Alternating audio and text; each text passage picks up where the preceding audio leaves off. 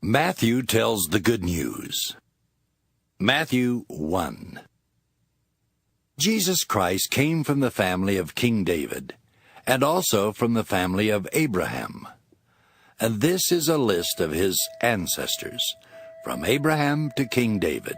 His ancestors were Abraham, Isaac, Jacob, Judah, and his brothers. Judah's sons were Perez and Zerah, and their mother was Tamar.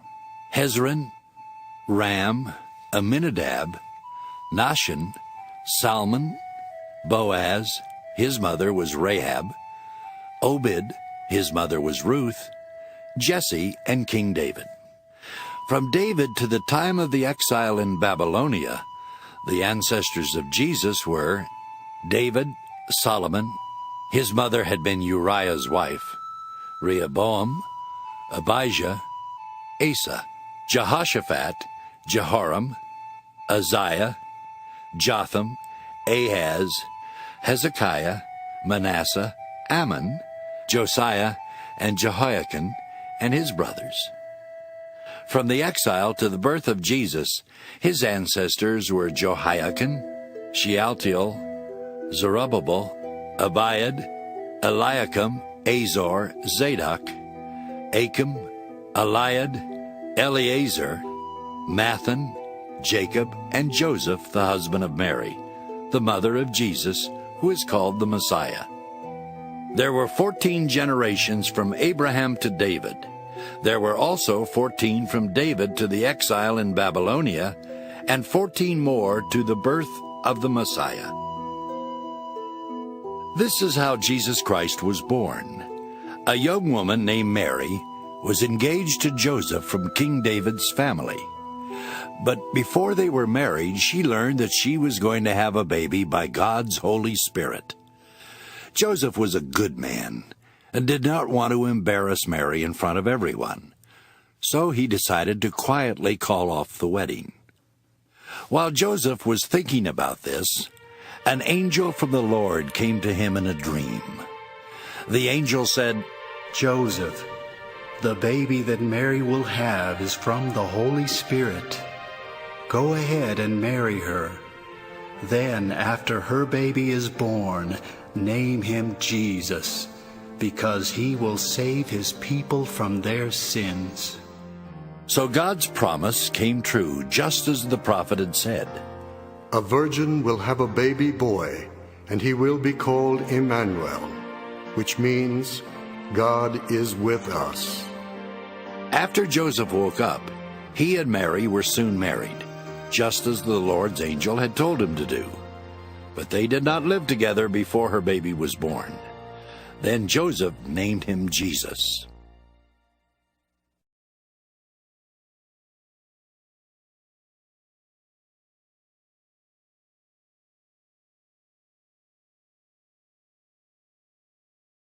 Matthew 2. When Jesus was born in the village of Bethlehem in Judea, Herod was king. During this time, some wise men from the east came to Jerusalem and said, "Where is the child born to be King of the Jews?" We saw his star in the east and have come to worship him. When King Herod heard about this, he was worried, and so was everyone else in Jerusalem. Herod brought together all the chief priests and the teachers of the law of Moses and asked them, "Where will the Messiah be born?" They told him, "He will be born in Bethlehem, just as the prophet wrote. Bethlehem in the land of Judea, you are very important among the towns of Judea. From your town will come a leader who will be like a shepherd for my people Israel." Herod secretly called in the wise men and asked them when they had first seen the star. He told them, "Go to Bethlehem and search carefully for the child. As soon as you find him, let me know. I want to go and worship him too." The wise men listened to what the king said and then left.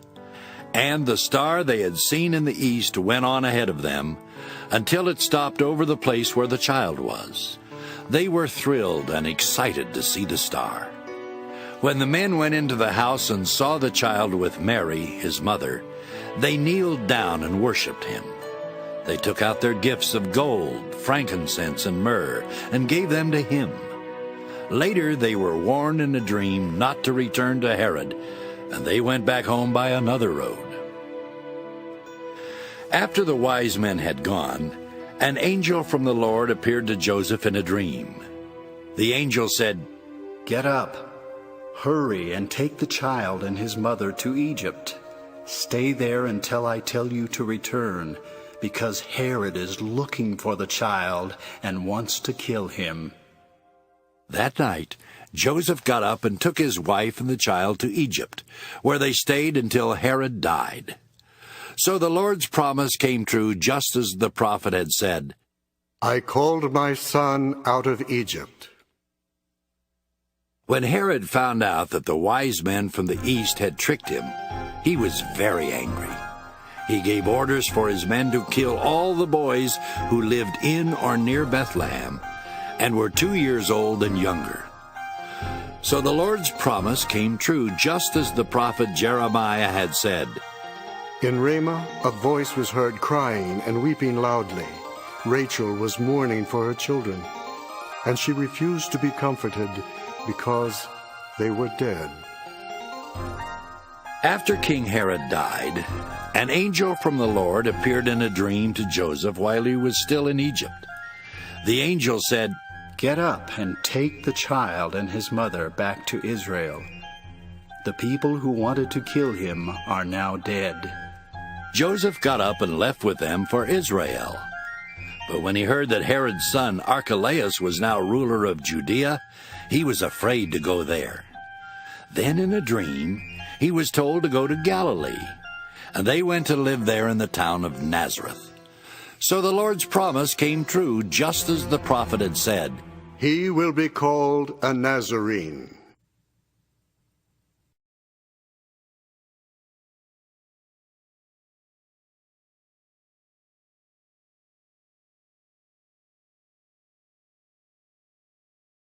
Matthew 3.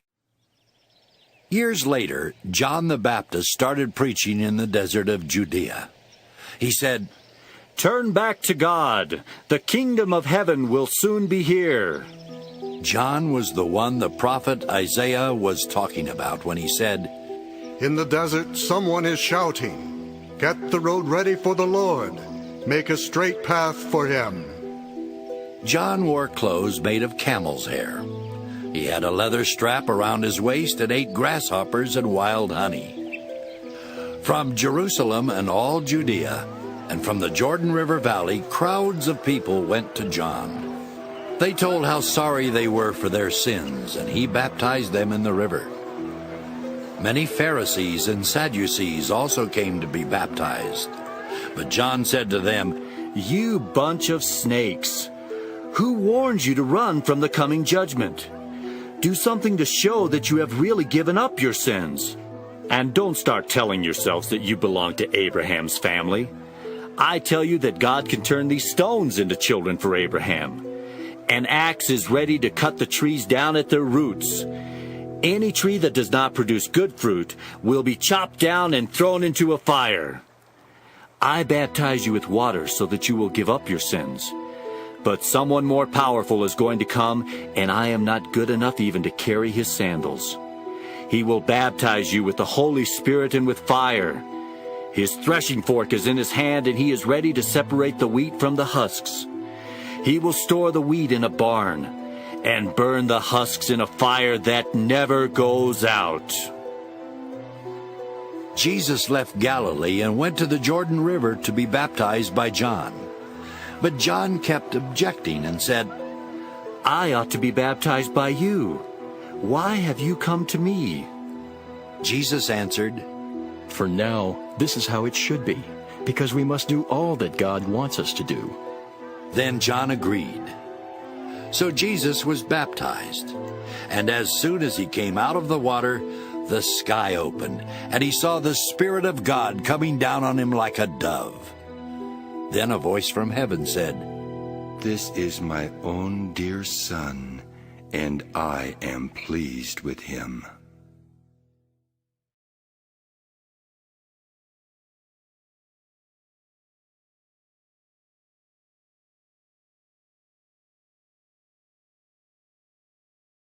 Matthew 4. The Holy Spirit led Jesus into the desert so that the devil could test him. After Jesus went without eating for 40 days and nights, he was very hungry. Then the devil came to him and said, "If you are God's son, tell these stones to turn into bread." Jesus answered, The scriptures say, no one can live only on food.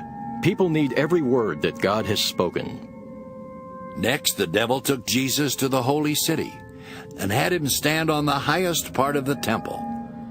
The devil said, "If you are God's son, jump off.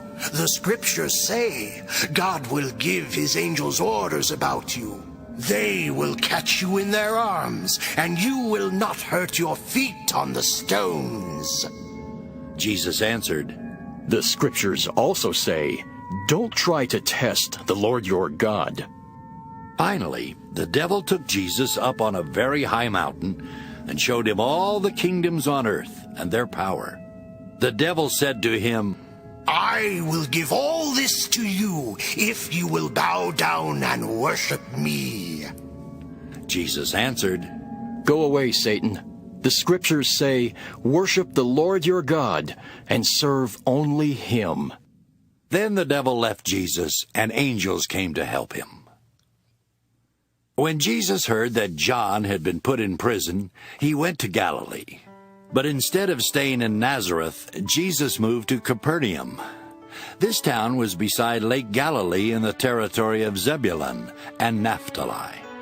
So God's promise came true just as the prophet Isaiah had said. Listen, lands of Zebulun and Naphtali, lands along the road to the sea and west of the Jordan. Listen, Galilee, land of the Gentiles. Although your people live in darkness, they will see a bright light. Although they live in the shadow of death, a light will shine on them. Then Jesus started preaching, Turn back to God. The kingdom of heaven will soon be here. While Jesus was walking along the shore of Lake Galilee, he saw two brothers. One was Simon, also known as Peter, and the other was Andrew. They were fishermen, and they were casting their net into the lake.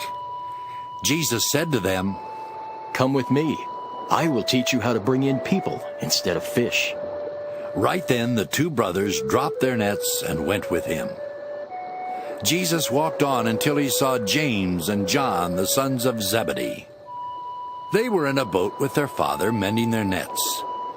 Jesus asked them to come with him too. Right away they left the boat and their father and went with Jesus.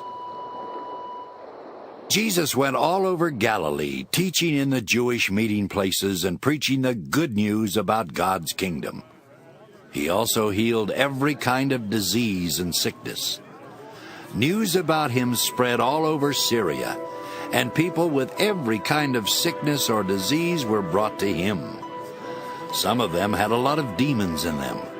Others were thought to be crazy, and still others could not walk. But Jesus healed them all. Large crowds followed Jesus from Galilee and the region around the 10 cities known as Decapolis. They also came from Jerusalem, Judea, and from across the Jordan River.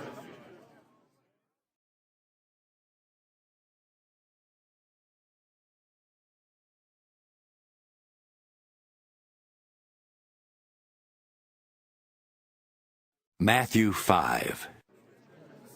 When Jesus saw the crowds, he went up on the side of a mountain and sat down. Jesus' disciples gathered around him, and he taught them, God blesses those people who depend only on him. They belong to the kingdom of heaven. God blesses those people who grieve. They will find comfort. God blesses those people who are humble. The earth will belong to them. God blesses those people who want to obey him more than to eat or drink. They will be given what they want. God blesses those people who are merciful. They will be treated with mercy. God blesses those people whose hearts are pure. They will see him. God blesses those people who make peace. They will be called His children. God blesses those people who are treated badly for doing right. They belong to the kingdom of heaven. God will bless you when people insult you, mistreat you, and tell all kinds of evil lies about you because of me. Be happy and excited. You will have a great reward in heaven. People did these same things to the prophets who lived long ago. You are like salt for everyone on earth. But if salt no longer tastes like salt, how can it make food salty? All it is good for is to be thrown out and walked on. You are like light for the whole world. A city built on top of a hill cannot be hidden, and no one would light a lamp and put it under a clay pot. A lamp is placed on a lampstand where it can give light to everyone in the house. Make your light shine so that others will see the good that you do and will praise your Father in heaven. Don't suppose that I came to do away with the law and the prophets. I did not come to do away with them, but to give them their full meaning. Heaven and earth may disappear, but I promise you that not even a period or comma will ever disappear from the law. Everything written in it must happen. If you reject even the least important command in the law and teach others to do the same, you will be the least important person in the kingdom of heaven. But if you obey and teach others its commands, you will have an important place in the kingdom. You must obey God's commands better than the Pharisees and the teachers of the law obey them. If you don't, I promise you that you will never get into the kingdom of heaven. You know that our ancestors were told, "Do not murder," and "A murderer must be brought to trial." But I promise you that if you are angry with someone, you will have to stand trial. If you call someone a fool, you will be taken to court. And if you say that someone is worthless, you will be in danger of the fires of hell. So if you are about to place your gift on the altar and remember that someone is angry with you, leave your gift there in front of the altar. Make peace with that person. Then come back and offer your gift to God. Before you are dragged into court, make friends with the person who has accused you of doing wrong. If you don't, you will be handed over to the judge and then to the officer who will put you in jail. I promise you that you will not get out until you have paid the last cent you owe. You know the commandment which says, "Be faithful in marriage." But I tell you that if you look at another woman and want her, you are already unfaithful in your thoughts. If your right eye causes you to sin, poke it out and throw it away. It is better to lose one part of your body than for your whole body to end up in hell. If your right hand causes you to sin, chop it off and throw it away. It is better to lose one part of your body than for your whole body to be thrown into hell. You have been taught that a man who divorces his wife must write out divorce papers for her. But I tell you not to divorce your wife unless she has committed some terrible sexual sin. If you divorce her, you will cause her to be unfaithful, just as any man who marries her is guilty of taking another man's wife. You know that our ancestors were told, "Don't use the Lord's name to make a promise unless you are going to keep it." But I tell you not to swear by anything when you make a promise. Heaven is God's throne, so don't swear by heaven. The earth is God's footstool, so don't swear by the earth. Jerusalem is the city of the great king, so don't swear by it. Don't swear by your own head. You cannot make one hair white or black. When you make a promise, say only yes or no. Anything else comes from the devil. You know that you have been taught an eye for an eye and a tooth for a tooth. But I tell you not to try to get even with a person who has done something to you. When someone slaps your right cheek, turn and let that person slap your other cheek. If someone sues you for your shirt, give up your coat as well. If a soldier forces you to carry his pack 1 mile, carry it 2 miles. When people ask you for something, give it to them. When they want to borrow money, loan it to them. You have heard people say, "Love your neighbors and hate your enemies." But I tell you to love your enemies and pray for anyone who mistreats you. Then you will be acting like your Father in heaven. He makes the sun rise on both good and bad people, and he sends rain for the ones who do right and for the ones who do wrong. If you love only those people who love you, will God reward you for that? Even tax collectors love their friends. If you greet only your friends, what's so great about that? Don't even unbelievers do that? But you must always act like your Father in heaven.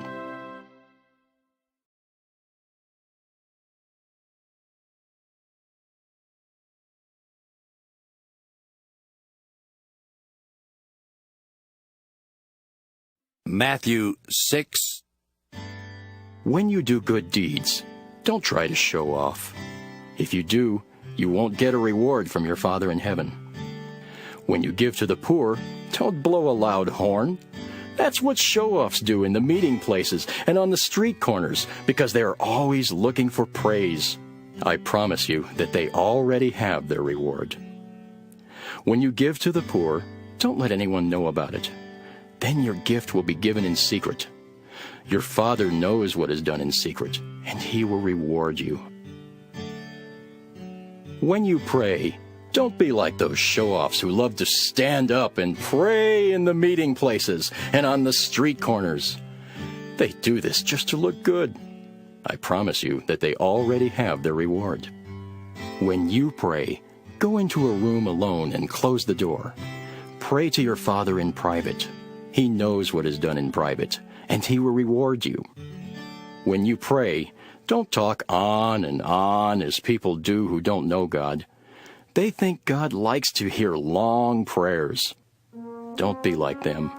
Your Father knows what you need before you ask. You should pray like this: Our Father in heaven, help us to honor your name. Come and set up your kingdom so that everyone on earth will obey you as you are obeyed in heaven. Give us our food for today. Forgive our sins as we forgive others. Keep us from being tempted and protect us from evil. If you forgive others for the wrongs they do to you, your Father in heaven will forgive you. But if you don't forgive others, your Father will not forgive your sins. When you go without eating, don't try to look gloomy as those show-offs do when they go without eating. I promise you that they already have their reward. Instead, comb your hair and wash your face. Then others won't know that you are going without eating. But your Father sees what is done in private, and He will reward you. Don't store up treasures on earth. Moths and rust can destroy them, and thieves can break in and steal them. Instead, store up your treasures in heaven, where moths and rust cannot destroy them, and thieves cannot break in and steal them. Your heart will always be where your treasure is. Your eyes are like a window for your body. When they are good, you have all the light you need. But when your eyes are bad, everything is dark. If the light inside you is dark, you surely are in the dark. You cannot be the slave of two masters. You will like one more than the other, or be more loyal to one than the other. You cannot serve both God and money. I tell you not to worry about your life. Don't worry about having something to eat, drink, or wear. Isn't life more than food or clothing? Look at the birds in the sky. They don't plant or harvest. They don't even store grain in barns. Yet your Father in heaven takes care of them. Aren't you worth more than birds? Can worry make you live longer? Why worry about clothes? Look how the wild flowers grow. They don't work hard to make their clothes. But I tell you that Solomon, with all his wealth, was not as well clothed as one of them. God gives such beauty to everything that grows in the fields, even though it is here today and thrown into a fire tomorrow. He will surely do even more for you. Why do you have such little faith? Don't worry and ask yourselves, will we have anything to eat? Will we have anything to drink? Will we have any clothes to wear? Only people who don't know God are always worrying about such things. Your Father in heaven knows that you need all of these. But more than anything else, put God's work first and do what He wants. Then all the other things will be yours as well. Don't worry about tomorrow. It will take care of itself. You have enough to worry about today.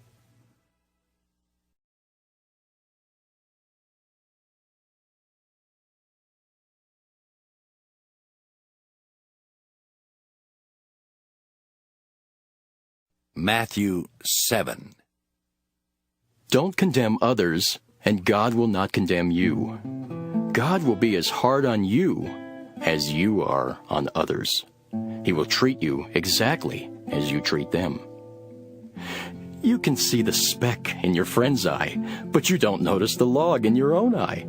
How can you say, "My friend, let me take the speck out of your eye," when you don't see the log in your own eye?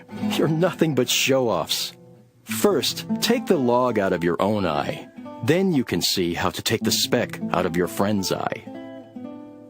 Don't give to dogs what belongs to God. They will only turn and attack you. Don't throw pearls down in front of pigs. They will trample all over them. Ask, and you will receive. Search, and you will find. Knock, and the door will be opened for you. Everyone who asks will receive. Everyone who searches will find. And the door will be opened for everyone who knocks. Would any of you give your hungry child a stone if the child asked for some bread? Would you give your child a snake if the child asked for a fish? As bad as you are, you still know how to give good gifts to your children. But your heavenly Father is even more ready to give good things to people who ask. Treat others as you want them to treat you. This is what the law and the prophets are all about. Go in through the narrow gate. The gate to destruction is wide, and the road that leads there is easy to follow. A lot of people go through that gate, but the gate to life is very narrow. The road that leads there is so hard to follow that only a few people find it. Watch out for false prophets. They dress up like sheep, but inside they are wolves who have come to attack you. You can tell what they are by what they do. No one picks grapes or figs from thorn bushes. A good tree produces good fruit, and a bad tree produces bad fruit. A good tree cannot produce bad fruit, and a bad tree cannot produce good fruit.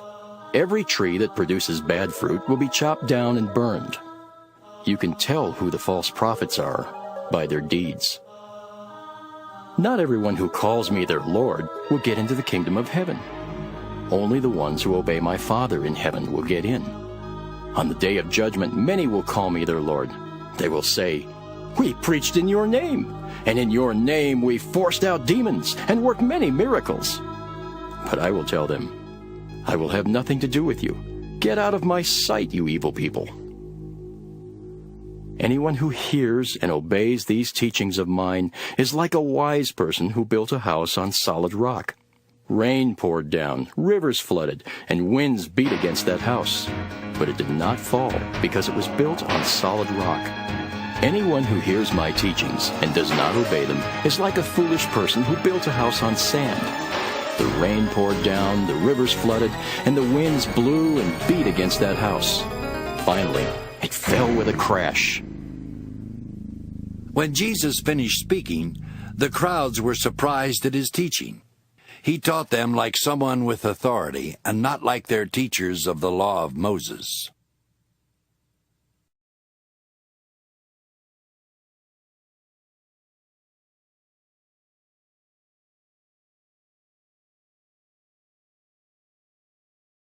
Matthew 8.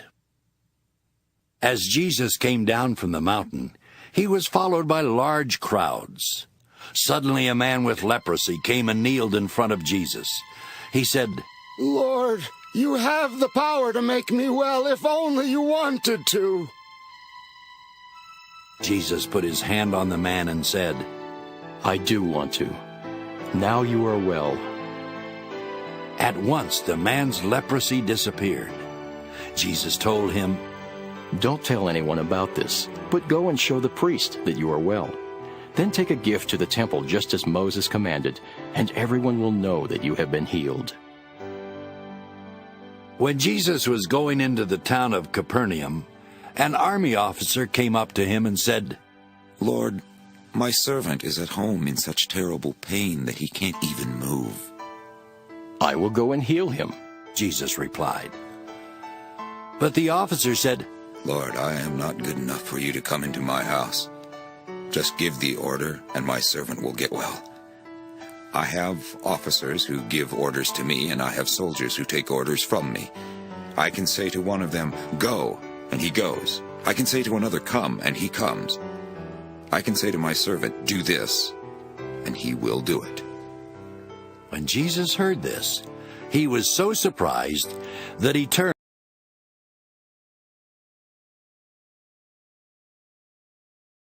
anyone with this much faith. Many people will come from everywhere to enjoy the feast in the kingdom of heaven with Abraham, Isaac, and Jacob. But the ones who should have been in the kingdom will be thrown out into the dark. They will cry and grit their teeth in pain. Then Jesus said to the officer, "You may go home now. Your faith has made it happen." Right then his servant was healed. Jesus went to the home of Peter, where he found that Peter's mother-in-law was sick in bed with fever. He took her by the hand, and the fever left her. Then she got up and served Jesus a meal. That evening, many people with demons in them were brought to Jesus. And with only a word, he forced out the evil spirits and healed everyone who was sick. So God's promise came true, just as the prophet Isaiah had said, He healed our diseases and made us well. When Jesus saw the crowd, he went across Lake Galilee. A teacher of the law of Moses came up to him and said, "Teacher, I'll go anywhere with you." Jesus replied, "Foxes have dens, and birds have nests, but the Son of Man does not have a place to call his own." Another disciple said to Jesus, "Lord, let me wait till I bury my father." Jesus answered, "Come with me, and let the dead bury their dead." After Jesus left in a boat with his disciples, a terrible storm suddenly struck the lake, and waves started splashing into their boat. Jesus was sound asleep, so the disciples went over to him and woke him up. They said, "Lord, save us! We're going to drown!" But Jesus replied, "Why are you so afraid? You surely don't have much faith." Then he got up and ordered the wind and the waves to calm down, and everything was calm. The men in the boat were amazed and said, "Who is this? Even the wind and the waves obey him." After Jesus had crossed the lake, he came to shore near the town of Gadara and started down the road. 2 men with demons in them came to him from the tombs. They were so fierce that no one could travel that way.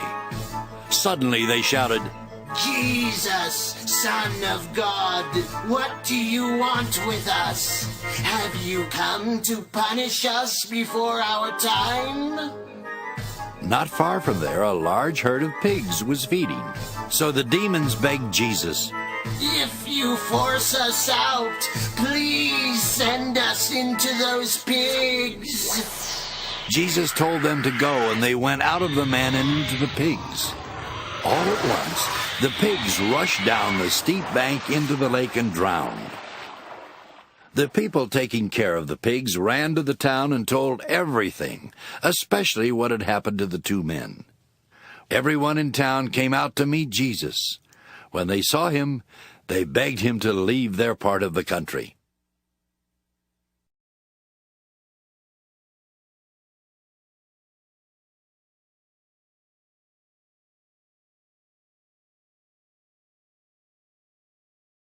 Matthew 9.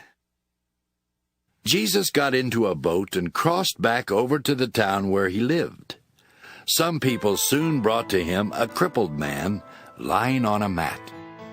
When Jesus saw how much faith they had, he said to the crippled man, "My friend, don't worry. Your sins are forgiven." Some teachers of the law of Moses said to themselves, Jesus must think he is God. But Jesus knew what was in their minds, and he said, "Why are you thinking such evil things? Is it easier for me to tell this crippled man that his sins are forgiven, or to tell him to get up and walk? But I will show you that the Son of Man has the right to forgive sins here on earth." So Jesus said to the man, "Get up, pick up your mat, and go on home." The man got up and went home. When the crowd saw this, they were afraid and praised God for giving such authority to people. As Jesus was leaving, he saw a tax collector named Matthew sitting at the place for paying taxes. Jesus said to him, "Come with me." Matthew got up and went with him. Later, Jesus and his disciples were having dinner at Matthew's house. Many tax collectors and other sinners were also there. Some Pharisees asked Jesus' disciples, "Why does your teacher eat with tax collectors and other sinners?" Jesus heard them and answered, "Healthy people don't need a doctor, but sick people do. Go and learn what the scriptures mean when they say, 'Instead of offering sacrifices to me, I want you to be merciful to others.' I didn't come to invite good people to be my followers. I came to invite sinners." One day, some followers of John the Baptist came and asked Jesus, "Why do we and the Pharisees often go without eating, while your disciples never do?" Jesus answered, "The friends of a bridegroom don't go without eating while he is still with them. But the time will come when he will be taken from them. Then they will go without eating. No one uses a new piece of cloth to patch old clothes. The patch would shrink and tear a bigger hole. No one pours new wine into old wineskins. The wine would swell and burst the old skins. Then the wine would be lost and the skins would be ruined. New wine must be put into new wineskins. Both the skins and the wine will then be safe." While Jesus was still speaking, a Jewish official came and kneeled in front of him. The man said, "My daughter has just now died. Please come and place your hand on her. Then she will live again." Jesus and his disciples got up and went with the man. A woman who had been bleeding for 12 years came up behind Jesus and barely touched his clothes.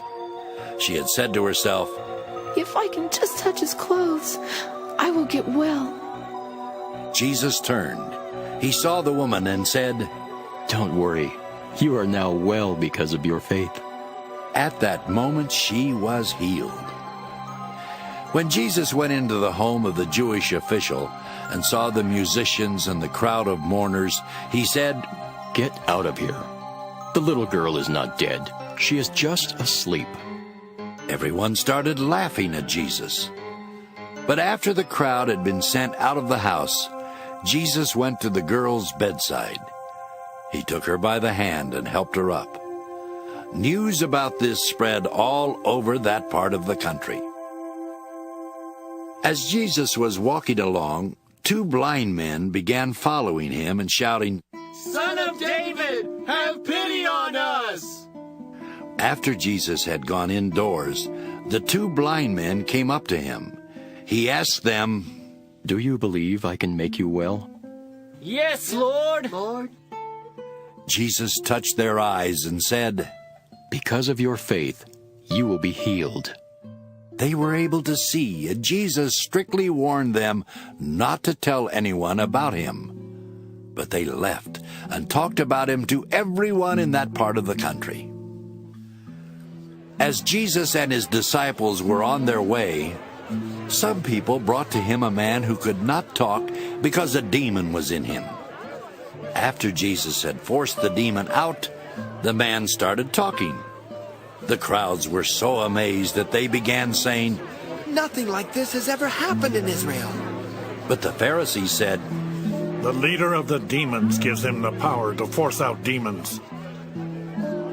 Jesus went to every town and village. He taught in their meeting places and preached the good news about God's kingdom. Jesus also healed every kind of disease and sickness.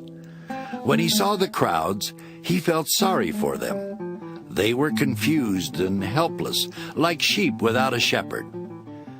He said to his disciples, "A large crop is in the fields, but there are only a few workers. Ask the Lord in charge of the harvest to send out workers to bring it in."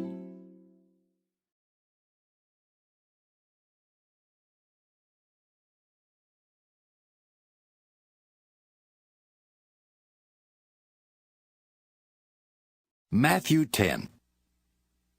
Jesus called together his 12 disciples. He gave them the power to force out evil spirits and to heal every kind of disease and sickness. The first of the 12 apostles was Simon, better known as Peter. His brother Andrew was an apostle, and so were James and John, the 2 sons of Zebedee. Philip, Bartholomew, Thomas, Matthew the tax collector, James the son of Alphaeus, and Thaddeus were also apostles. The others were Simon, known as the Eager One, and Judas Iscariot, who later betrayed Jesus. Jesus sent out the 12 apostles with these instructions. Stay away from the Gentiles, and don't go to any Samaritan town. Go only to the people of Israel, because they are like a flock of lost sheep. As you go, announce that the kingdom of heaven will soon be here. Heal the sick, raise the dead to life, heal people who have leprosy, and force out demons. You received without paying, now give without being paid.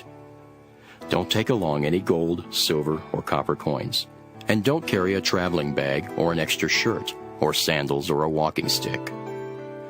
Workers deserve their food, so when you go to a town or a village, find someone worthy enough to have you as their guest, and stay with them until you leave. When you go to a home, give it your blessing of peace. If the home is deserving, let your blessing remain with them. But if the home is not deserving, take back your blessing of peace. If someone won't welcome you or listen to your message, leave their home or town, and shake the dust from your feet at them. I promise you that the day of judgment will be easier for the towns of Sodom and Gomorrah than for that town. I am sending you like lambs into a pack of wolves, so be as wise as snakes and as innocent as doves. Watch out for people who will take you to court and have you beaten in their meeting places. Because of me, you will be dragged before rulers and kings to tell them and the Gentiles about your faith. But when someone arrests you, don't worry about what you will say or how you will say it. At that time, you will be given the words to say. But you will not really be the one speaking. The Spirit from your Father will tell you what to say. Brothers and sisters will betray one another and have each other put to death. Parents will betray their own children, and children will turn against their parents and have them killed. Everyone will hate you because of me. But if you remain faithful until the end, you will be saved. When people mistreat you in one town, hurry to another one. I promise you that before you have gone to all the towns of Israel, the Son of Man will come. Disciples are not better than their teacher, and slaves are not better than their master. It is enough for disciples to be like their teacher, and for slaves to be like their master. If people call the head of the family Satan, what will they say about the rest of the family? Don't be afraid of anyone. Everything that is hidden will be found out, and every secret will be known. Whatever I say to you in the dark, you must tell in the light, and you must announce from the housetops whatever I have whispered to you. Don't be afraid of people. They can kill you, but they cannot harm your soul. Instead, you should fear God, who can destroy both your body and your soul in hell. Aren't 2 sparrows sold for only a penny? But your Father knows when any one of them falls to the ground. Even the hairs on your head are counted. So don't be afraid. You are worth much more than many sparrows. If you tell others that you belong to me, I will tell my Father in heaven that you are my followers. But if you reject me, I will tell my Father in heaven that you don't belong to me. Don't think that I came to bring peace to the earth. I came to bring trouble, not peace. I came to turn sons against their fathers, daughters against their mothers, and daughters-in-law against their mothers-in-law. Your worst enemies will be in your own family. If you love your father or mother, or even your sons and daughters more than me, you are not fit to be my disciples. And unless you are willing to take up your cross and come with me, you are not fit to be my disciples. If you try to save your life, you will lose it. But if you give it up for me, you will surely find it.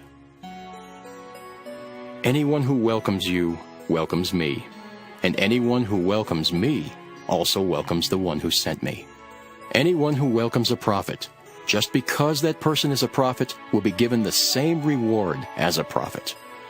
Anyone who welcomes a good person, just because that person is good, will be given the same reward as a good person. And anyone who gives one of my most humble followers a cup of cool water, just because that person is my follower, will surely be rewarded.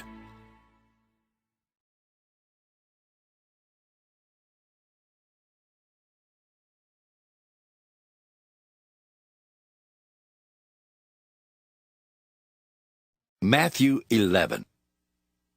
After Jesus had finished instructing his 12 disciples, he left and began teaching and preaching in the towns. John was in prison when he heard what Christ was doing. So John sent some of his followers to ask Jesus, "Are you the one we should be looking for? Or must we wait for someone else?"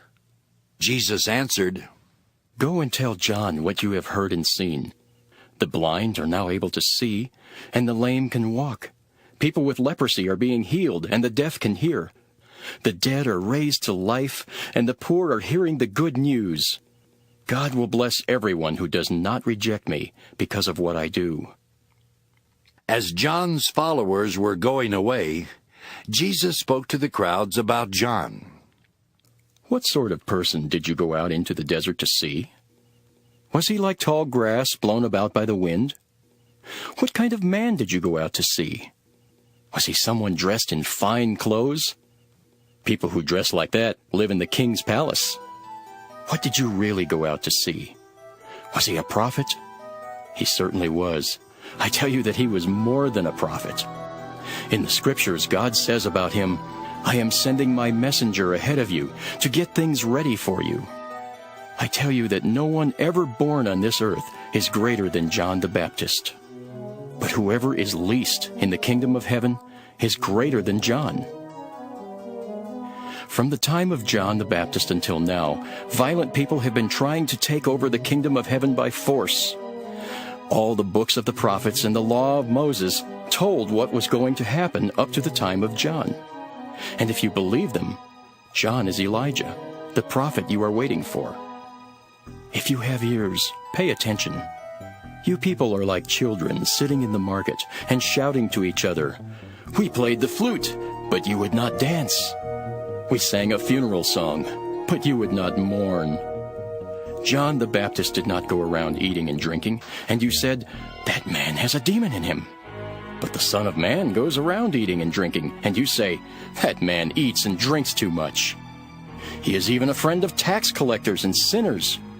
Yet wisdom is shown to be right by what it does. In the towns where Jesus had worked most of his miracles, the people refused to turn to God. So Jesus was upset with them and said, You people of Chorazin are in for trouble. You people of Bethsaida are in for trouble too. If the miracles that took place in your towns had happened in Tyre and Sidon, the people there would have turned to God long ago. They would have dressed in sackcloth and put ashes on their heads. I tell you that on the day of judgment, the people of Tyre and Sidon will get off easier than you will. People of Capernaum, do you think you will be honored in heaven? You will go down to hell. If the miracles that took place in your town had happened in Sodom, that town would still be standing. So I tell you that on the day of judgment, the people of Sodom will get off easier than you. At that moment, Jesus said, My Father, Lord of heaven and earth, I am grateful that you hid all this from wise and educated people and showed it to ordinary people. Yes, Father, that is what pleased you. My Father has given me everything, and he is the only one who knows the Son. The only one who truly knows the Father is the Son. But the Son wants to tell others about the Father so that they can know him too. If you are tired from carrying heavy burdens, come to me, and I will give you rest. Take the yoke I give you, put it on your shoulders, and learn from me. I am gentle and humble, and you will find rest. This yoke is easy to bear, and this burden is light.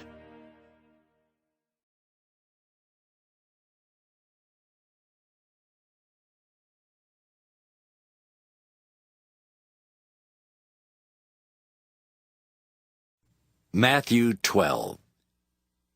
One Sabbath, Jesus and his disciples were walking through some wheat fields. His disciples were hungry and began picking and eating grains of wheat.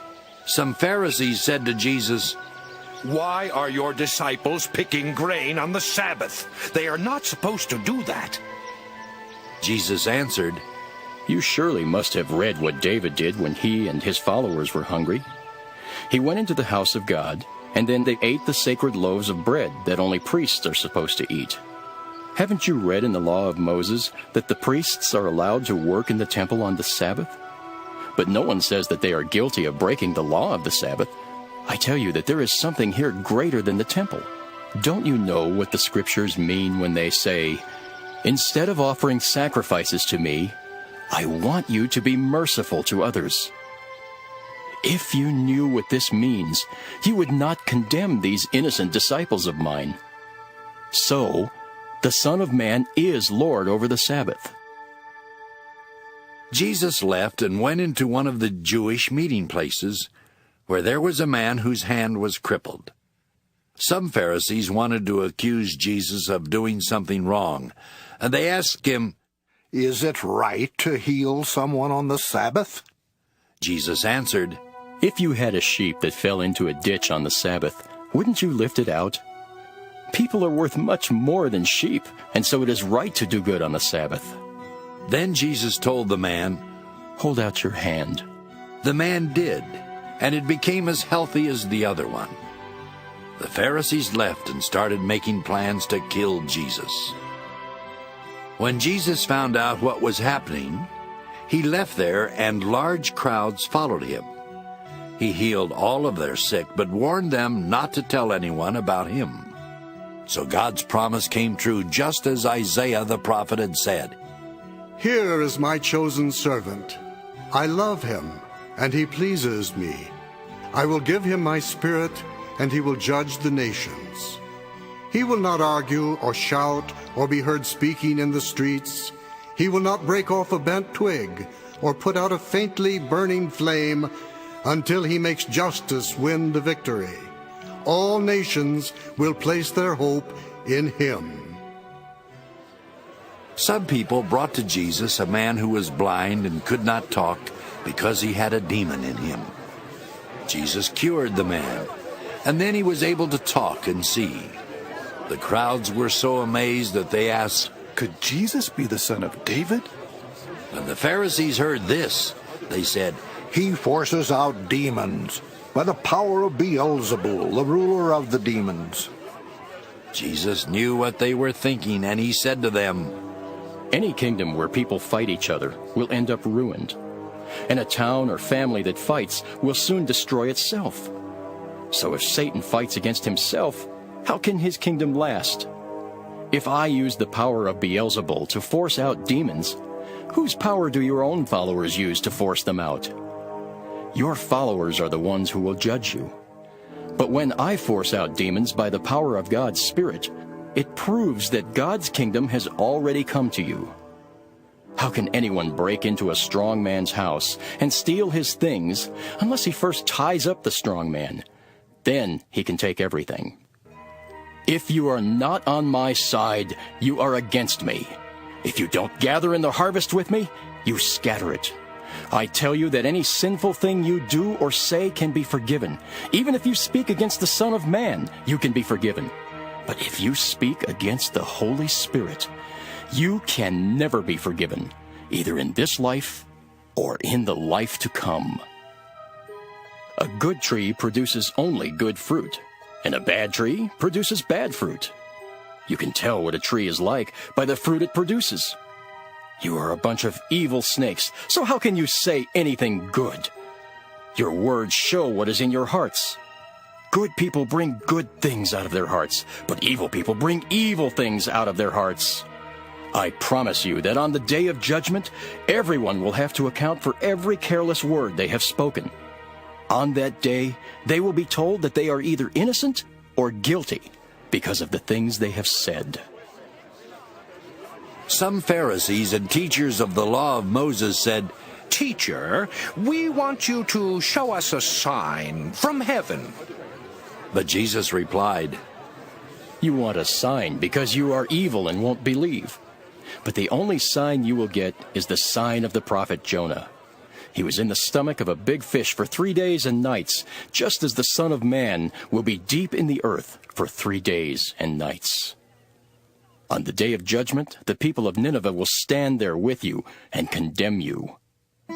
They turned to God when Jonah preached, and yet here is something far greater than Jonah. The Queen of the South will also stand there with you and condemn you. She traveled a long way to hear Solomon's wisdom, and yet here is something much greater than Solomon. When an evil spirit leaves a person, it travels through the desert looking for a place to rest. But when the demon doesn't find a place, it says, I will go back to the home I left. When it gets there and finds the place empty, clean, and fixed up, it goes off and finds 7 other evil spirits, even worse than itself.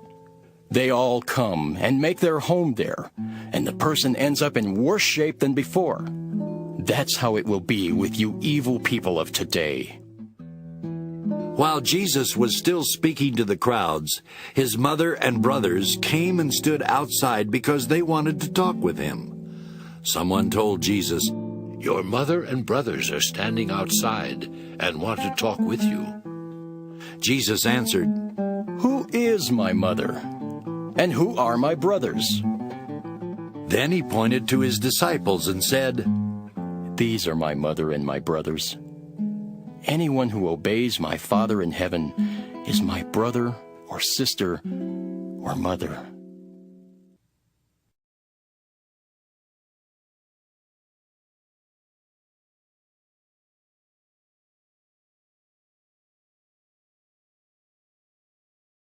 Matthew 13.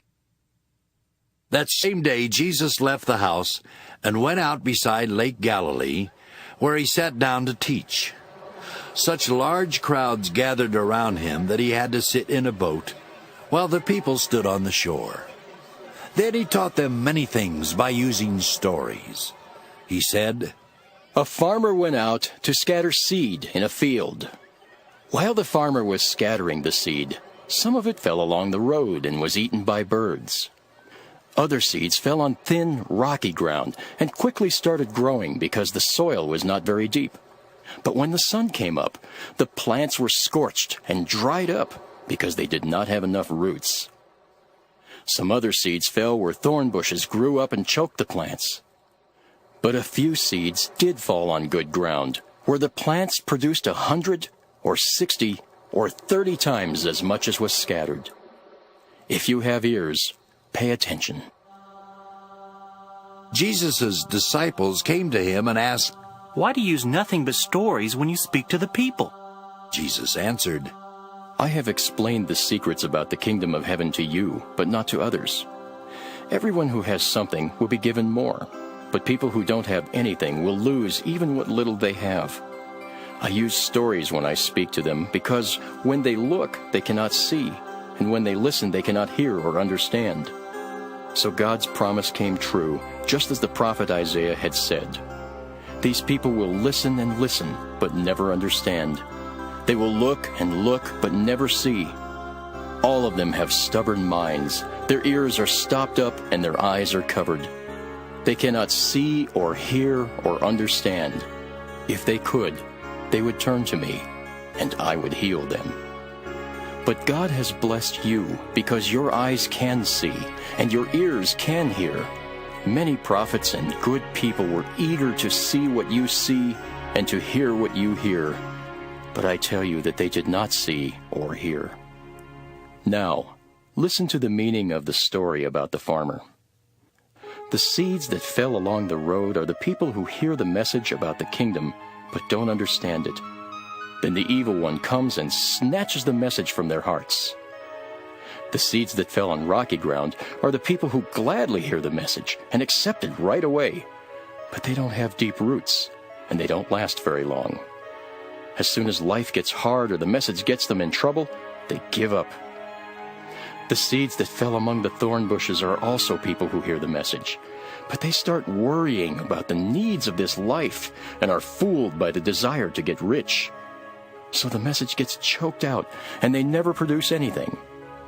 The seeds that fell on good ground are the people who hear and understand the message. They produce as much as 100 or 60 or 30 times what was planted. Jesus then told them this story. The kingdom of heaven is like what happened when a farmer scattered good seed in a field. But while everyone was sleeping, an enemy came and scattered weed seeds in the field and then left. When the plants came up and began to ripen, the farmer's servants could see the weeds. The servants came and asked, "Sir, didn't you scatter good seed in your field? Where did these weeds come from?" "An enemy did this," he replied. His servants then asked, "Do you want us to go out and pull up the weeds?" "No," he answered, "you might also pull up the wheat. Leave the weeds alone until harvest time. Then I'll tell my workers to gather the weeds and tie them up and burn them, but I'll have them store the wheat in my barn." Jesus told them another story. The kingdom of heaven is like what happens when a farmer plants a mustard seed in a field. Although it is the smallest of all seeds, it grows larger than any garden plant and becomes a tree. Birds even come and nest on its branches. Jesus also said, "The kingdom of heaven is like what happens when a woman mixes a little yeast into 3 big batches of flour. Finally, all the dough rises." Jesus used stories when he spoke to the people.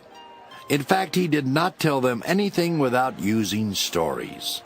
So God's promise came true just as the prophet had said. I will use stories to speak my message and to explain things that have been hidden since the creation of the world. After Jesus left the crowd and went inside, his disciples came to him and said, "Explain to us the story about the weeds in the wheat field." Jesus answered, "The one who scattered the good seed is the Son of Man. The field is the world, and the good seeds are the people who belong to the kingdom. The weed seeds are those who belong to the evil one, and the one who scattered them is the devil. The harvest is the end of time, and the angels are the ones who bring in the harvest. Weeds are gathered and burned. That's how it will be at the end of time. The Son of Man will send out his angels, and they will gather from his kingdom everyone who does wrong or causes others to sin. Then he will throw them into a flaming furnace, where people will cry and grit their teeth in pain. But everyone who has done right will shine like the sun in their Father's kingdom. If you have ears, pay attention." The kingdom of heaven is like what happens when someone finds treasure hidden in a field and buries it again. A person like that is happy and goes and sells everything in order to buy that field. The kingdom of heaven is like what happens when a shop owner is looking for fine pearls. After finding a very valuable one, the owner goes and sells everything in order to buy that pearl. The kingdom of heaven is like what happens when a net is thrown into a lake and catches all kinds of fish. When the net is full, it is dragged to the shore, and the fishermen sit down to separate the fish. They keep the good ones, but throw the bad ones away. That's how it will be at the end of time. Angels will come and separate the evil people from the ones who have done right. Then those evil people will be thrown into a flaming furnace, where they will cry and grit their teeth in pain. Jesus asked his disciples if they understood all these things. They said, "Yes, we do." So he told them, "Every student of the Scriptures who becomes a disciple in the kingdom of heaven is like someone who brings out new and old treasures from the storeroom." When Jesus had finished telling these stories, he left and went to his hometown. He taught in their meeting place, and the people were so amazed that they asked, "Where does he get all this wisdom and the power to work these miracles?" Isn't he the son of the carpenter? Isn't Mary his mother, and aren't James, Joseph, Simon, and Judas his brothers? Don't his sisters still live here in our town? How can he do all this?" So the people were very unhappy because of what he was doing. But Jesus said, "Prophets are honored by everyone, except the people of their hometown and their own family."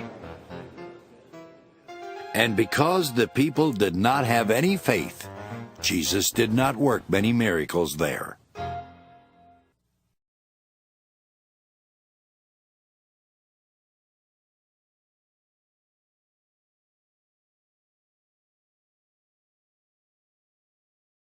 Matthew 14.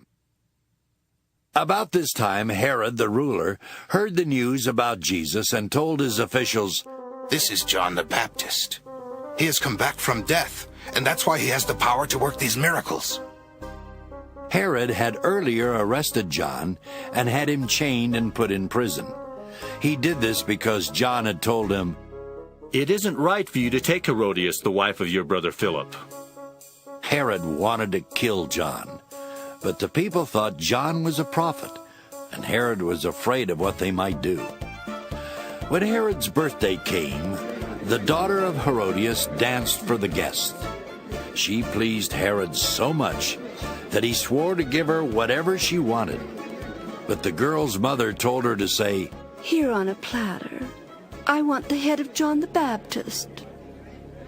The king was sorry for what he had said, but he did not want to break the promise he had made in front of his guests. So he ordered a guard to go to the prison and cut off John's head. It was taken on a platter to the girl, and she gave it to her mother. John's followers took his body and buried it. Then they told Jesus what had happened. After Jesus heard about John, he crossed Lake Galilee to go to some place where he could be alone. But the crowds found out and followed him on foot from the towns. When Jesus got out of the boat, he saw the large crowd. He felt sorry for them and healed everyone who was sick. That evening, the disciples came to Jesus and said, "This place is like a desert, and it is already late. Let the crowds leave so they can go to the villages and buy some food." Jesus replied, "They don't have to leave. Why don't you give them something to eat?" But they said, "We have only 5 small loaves of bread and 2 fish." Jesus asked his disciples to bring the food to him, and he told the crowd to sit down on the grass. Jesus took the 5 loaves and the 2 fish. He looked up toward heaven and blessed the food. Then he broke the bread and handed it to his disciples, and they gave it to the people. After everyone had eaten all they wanted, Jesus' disciples picked up 12 large baskets of leftovers. There were about 5,000 men who ate, not counting the women and children. Right away, Jesus made his disciples get into a boat and start back across the lake.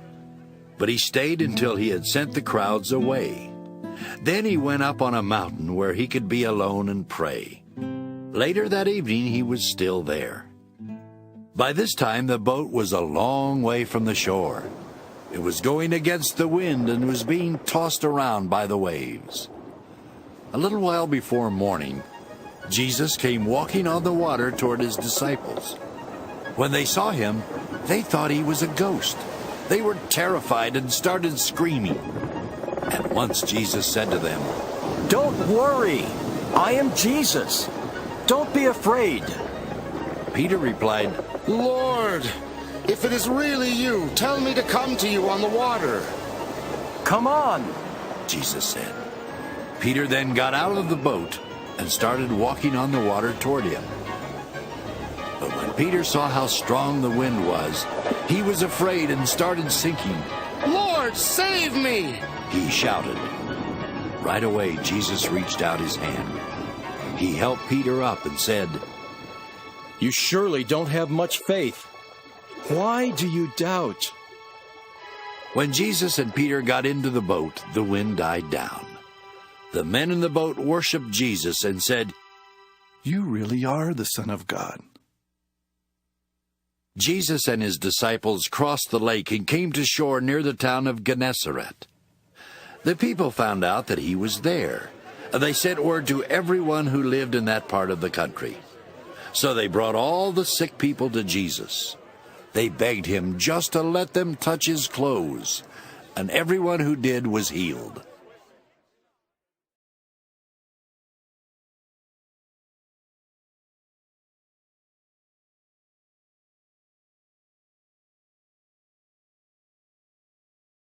Matthew 15. About this time, some Pharisees and teachers of the law of Moses came from Jerusalem. They asked Jesus, "Why don't your disciples obey what our ancestors taught us to do? They don't even wash their hands before they eat." Jesus answered, Why do you disobey God and follow your own teaching? Didn't God command you to respect your father and mother? Didn't he tell you to put to death all who curse their parents? But you let people get by without helping their parents when they should. You let them say that what they have has been offered to God. Is this any way to show respect to your parents? You ignore God's commands in order to follow your own teaching, and you are nothing but show-offs. Isaiah the prophet was right when he wrote that God had said, "All of you praise me with your words, but you never really think about me. It is useless for you to worship me when you teach rules made up by humans." Jesus called the crowd together and said, Pay attention and try to understand what I mean. The food that you put into your mouth doesn't make you unclean and unfit to worship God. The bad words that come out of your mouth are what make you unclean.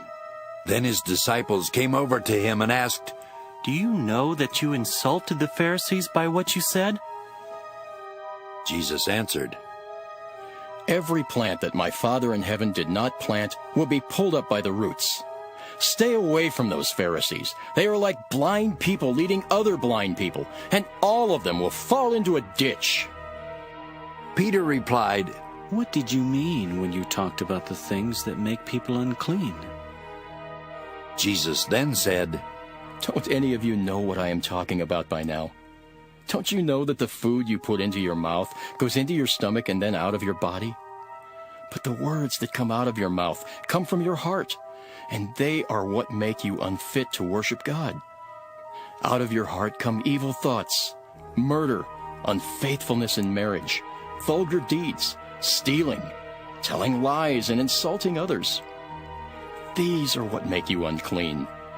Eating without washing your hands will not make you unfit to worship God. Jesus left and went to the territory near the cities of Tyre and Sidon. Suddenly a Canaanite woman from there came out shouting, Lord and Son of David, have pity on me. My daughter is full of demons. Jesus did not say a word, but the woman kept following along and shouting, so his disciples came up and asked him to send her away. Jesus said, I was sent only to the people of Israel. They are like a flock of lost sheep. The woman came closer. Then she kneeled down and begged, Lord, please help me. Jesus replied, It isn't right to take food away from children and feed it to dogs. Lord, that's true. The woman said, But even dogs get the crumbs that fall from their owner's table. Jesus answered, Dear woman, you really do have a lot of faith, and you will be given what you want. At that moment, her daughter was healed. From there, Jesus went along Lake Galilee. Then he climbed a hill and sat down. Large crowds came and brought many people who were crippled or blind or lame or unable to talk. They placed them and many others in front of Jesus, and he healed them all. Everyone was amazed at what they saw and heard. People who had never spoken could now speak. The lame were healed. The crippled could walk, and the blind were able to see. Everyone was praising the God of Israel. Jesus called his disciples together and told them, I feel sorry for these people. They have been with me for 3 days, and they don't have anything to eat. I don't want to send them away hungry. They might faint on the way home. His disciples said, This place is like a desert. Where can we find enough food to feed such a crowd? Jesus asked them how much food they had. They replied, 7 small loaves of bread and a few little fish. After Jesus had told the people to sit down, he took the 7 loaves of bread and the fish and gave thanks. He then broke them and handed them to his disciples, who passed them around to the crowds. Everyone ate all they wanted, and the leftovers filled 7 large baskets. There were 4,000 men who ate, not counting the women and children. After Jesus had sent the crowds away, he got into a boat and sailed across the lake. He came to shore near the town of Magadan.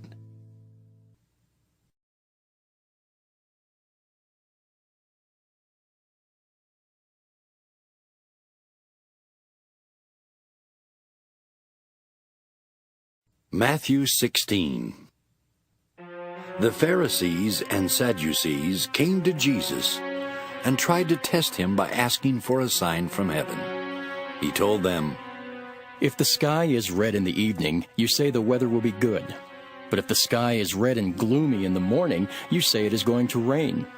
You can tell what the weather will be like by looking at the sky, but you don't understand what is happening now. You want a sign because you are evil and won't believe. But the only sign you will be given is what happened to Jonah." Then Jesus left. The disciples had forgotten to bring any bread when they crossed the lake. Jesus then warned them, "Watch out.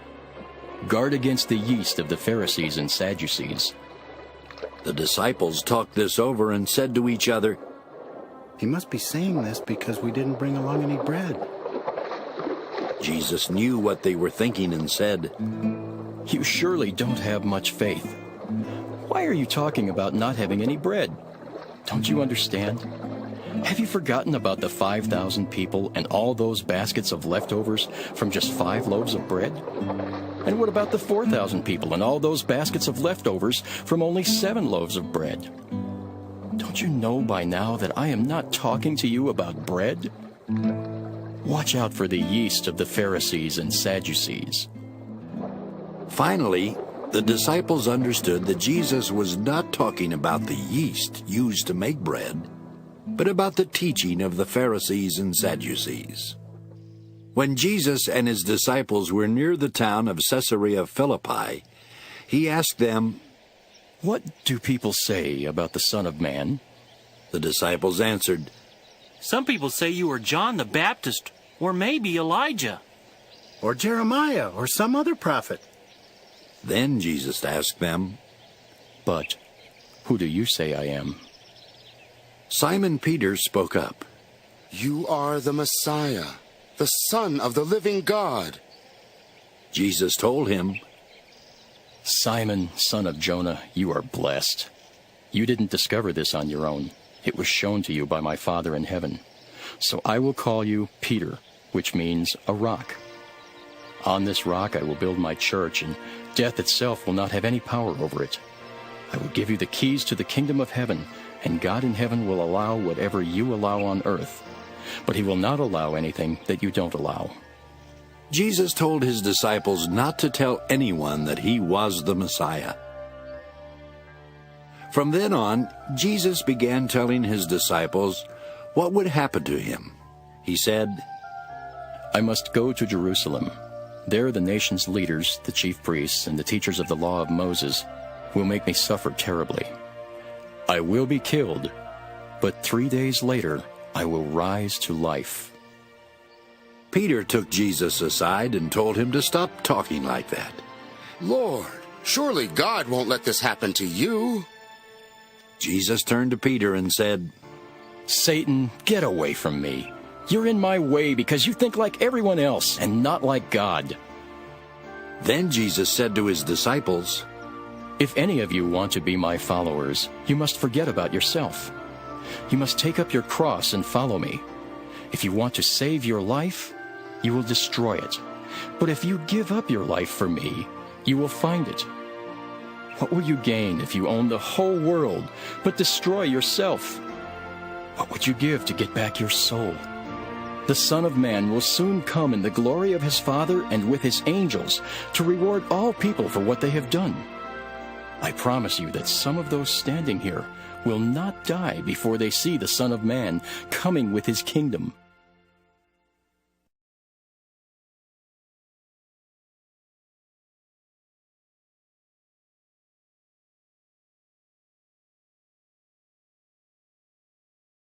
Matthew 17.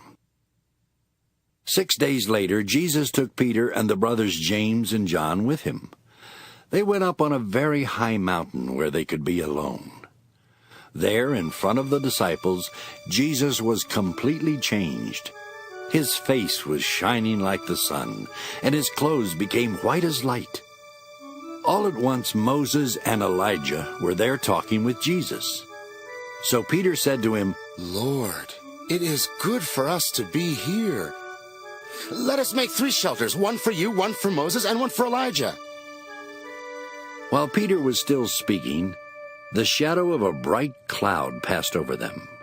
And from the cloud a voice said, "This is my own dear son, and I am pleased with him. Listen to what he says." When the disciples heard the voice, they were so afraid that they fell flat on the ground. But Jesus came over and touched them. He said, "Get up, and don't be afraid." When they opened their eyes, they saw only Jesus. On their way down from the mountain, Jesus warned his disciples not to tell anyone what they had seen until after the Son of Man had been raised from death. The disciples asked Jesus, "Don't the teachers of the law of Moses say that Elijah must come before the Messiah does?" Jesus told them, "Elijah certainly will come and get everything ready. In fact, he has already come. But the people did not recognize him and treated him just as they wanted to. They will soon make the Son of Man suffer in the same way."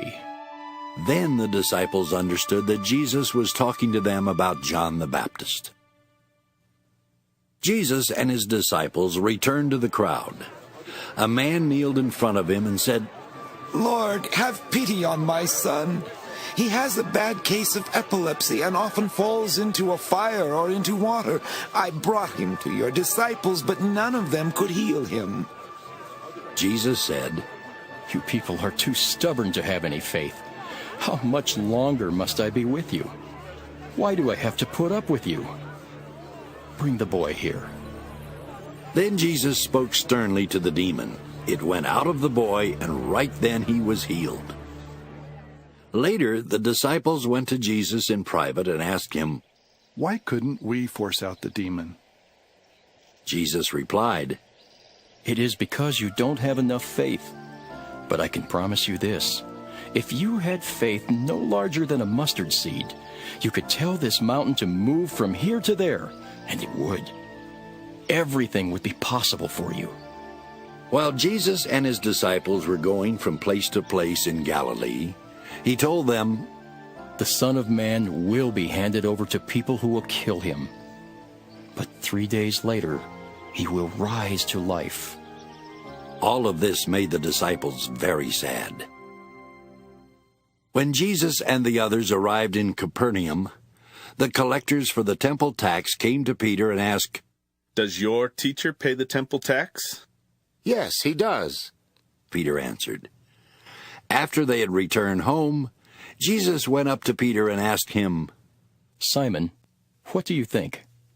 Do the kings of this earth collect taxes and fees from their own people or from foreigners?" Peter answered, "From foreigners." Jesus replied, "Then their own people don't have to pay. But we don't want to cause trouble, so go cast a line into the lake and pull out the first fish you hook. Open its mouth and you will find a coin. Use it to pay your taxes and mine."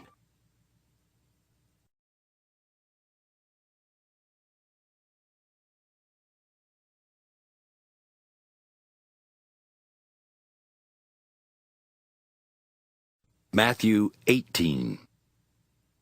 About this time, the disciples came to Jesus and asked him who would be the greatest in the kingdom of heaven. Jesus called a child over and had the child stand near him. Then he said, "I promise you this. If you don't change and become like this child, you will never get into the kingdom of heaven. But if you are as humble as this child, you are the greatest in the kingdom of heaven. And when you welcome one of these children because of me, you welcome me. It will be terrible for people who cause even one of my little followers to sin. Those people would be better off thrown into the deepest part of the ocean with a heavy stone tied around the neck. The world is in for trouble because of the way it causes people to sin.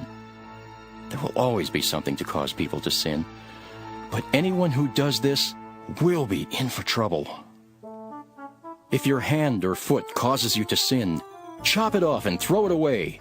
You would be better off to go into life crippled or lame than to have 2 hands or 2 feet and be thrown into the fire that never goes out. If your eye causes you to sin, poke it out and get rid of it. You would be better off to go into life with only 1 eye than to have 2 eyes and be thrown into the fires of hell. Don't be cruel to any of these little ones. I promise you that their angels are always with my Father in heaven. Let me ask you this. What would you do if you had 100 sheep and one of them wandered off? Wouldn't you leave the 99 on the hillside and go look for the one that had wandered away? I am sure that finding it would make you happier than having the 99 that never wandered off. That's how it is with your Father in heaven. He doesn't want any of these little ones to be lost. If one of my followers sins against you, go and point out what was wrong. But do it in private, just between the 2 of you. If that person listens, you have won back a follower. But if that one refuses to listen, take along 1 or 2 others. The Scriptures teach that every complaint must be proven true by 2 or more witnesses. If the follower refuses to listen to them, report the matter to the church. Anyone who refuses to listen to the church must be treated like an unbeliever or a tax collector. I promise you that God in heaven will allow whatever you allow on earth, but He will not allow anything you don't allow. I promise that when any 2 of you on earth agree about something you are praying for, my Father in heaven will do it for you. Whenever 2 or 3 of you come together in my name, I am there with you. Peter came up to the Lord and asked, How many times should I forgive someone who does something wrong to me? Is 7 times enough? Jesus answered, Not just 7 times, but 77 times. This story will show you what the kingdom of heaven is like. One day, a king decided to call in his officials and ask them to give an account of what they owed him. As he was doing this, one official was brought in who owed him 50 million silver coins. But he didn't have any money to pay what he owed. The king ordered him to be sold, along with his wife and children and all he owned, in order to pay the debt. The official got down on his knees and began begging, "Have pity on me, and I will pay you every cent I owe." The king felt sorry for him and let him go free. He even told the official that he did not have to pay back the money. As the official was leaving, he happened to meet another official who owed him 100 silver coins. So he grabbed the man by the throat.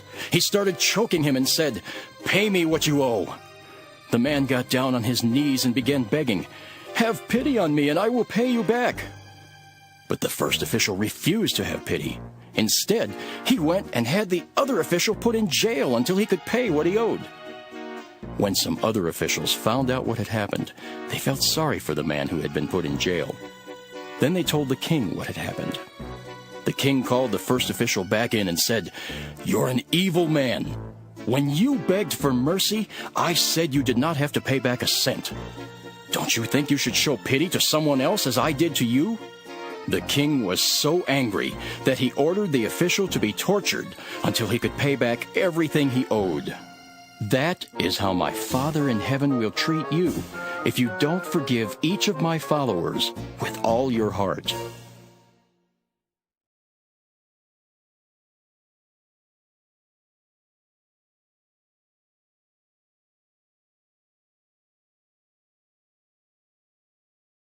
Matthew 19.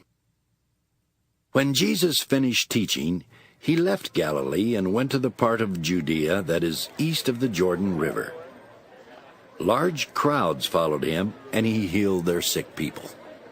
Some Pharisees wanted to test Jesus. They came up to him and asked, "Is it right for a man to divorce his wife for just any reason?" Jesus answered, "Don't you know that in the beginning the Creator made a man and a woman? That's why a man leaves his father and mother and gets married. He becomes like one person with his wife. Then they are no longer two people, but one. And no one should separate a couple that God has joined together. The Pharisees asked Jesus, "Why did Moses say that a man could write out divorce papers and send his wife away?" Jesus replied, You are so heartless. That's why Moses allowed you to divorce your wife. But from the beginning, God did not intend it to be that way. I say that if your wife has not committed some terrible sexual sin, you must not divorce her to marry someone else. If you do, you are unfaithful. The disciples said, "If that's how it is between a man and a woman, it's better not to get married." Jesus told them, Only those people who have been given the gift of staying single can accept this teaching. Some people are unable to marry because of birth defects or because of what someone has done to their bodies. Others stay single for the sake of the kingdom of heaven. Anyone who can accept this teaching should do so. Some people brought their children to Jesus so that he could place his hands on them and pray for them. His disciples told the people to stop bothering him. But Jesus said, Let the children come to me, and don't try to stop them. People who are like these children belong to God's kingdom. After Jesus had placed his hands on the children, he left. A man came to Jesus and asked, "Teacher, what good thing must I do to have eternal life?" Jesus said to him, Why do you ask me about what is good? Only God is good. If you want to have eternal life, you must obey his commandments. "Which ones?" the man asked. Jesus answered, Do not murder. Be faithful in marriage. Do not steal. Do not tell lies about others. Respect your father and mother. And love others as much as you love yourself. The young man said, I have obeyed all of these. What else must I do? Jesus replied, If you want to be perfect, go, sell everything you own. Give the money to the poor, and you will have riches in heaven. Then come and be my follower. When the young man heard this, he was sad because he was very rich. Jesus said to his disciples, It's terribly hard for rich people to get into the kingdom of heaven. In fact, it's easier for a camel to go through the eye of a needle than for a rich person to get into God's kingdom. When the disciples heard this, they were greatly surprised and asked, How can anyone ever be saved? Jesus looked straight at them and said, There are some things that people cannot do, but God can do anything. Peter replied, Remember, we have left everything to be your followers. What will we get? Jesus answered, Yes, all of you have become my followers. And so in the future world, when the Son of Man sits on his glorious throne, I promise that you will sit on 12 thrones to judge the 12 tribes of Israel. All who have given up home or brothers and sisters or father and mother or children or land for me will be given 100 times as much. They will also have eternal life. But many who are now first will be last, and many who are last will be first.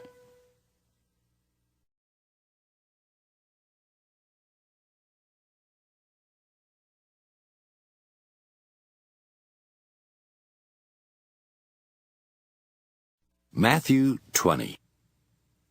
As Jesus was telling what the kingdom of heaven would be like, he said, Early one morning, a man went out to hire some workers for his vineyard. After he had agreed to pay them the usual amount for a day's work, he sent them off to his vineyard.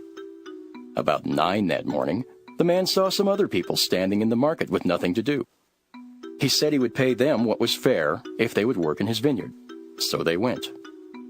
At noon, and again about 3 in the afternoon, he returned to the market. And each time he made the same agreement with others who were loafing around with nothing to do. Finally, about 5 in the afternoon, the man went back and found some others standing there. He asked them, Why have you been standing here all day long doing nothing?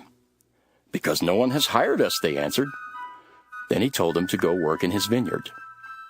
That evening, the owner of the vineyard told the man in charge of the workers to call them in and give them their money. He also told the man to begin with the ones who were hired last.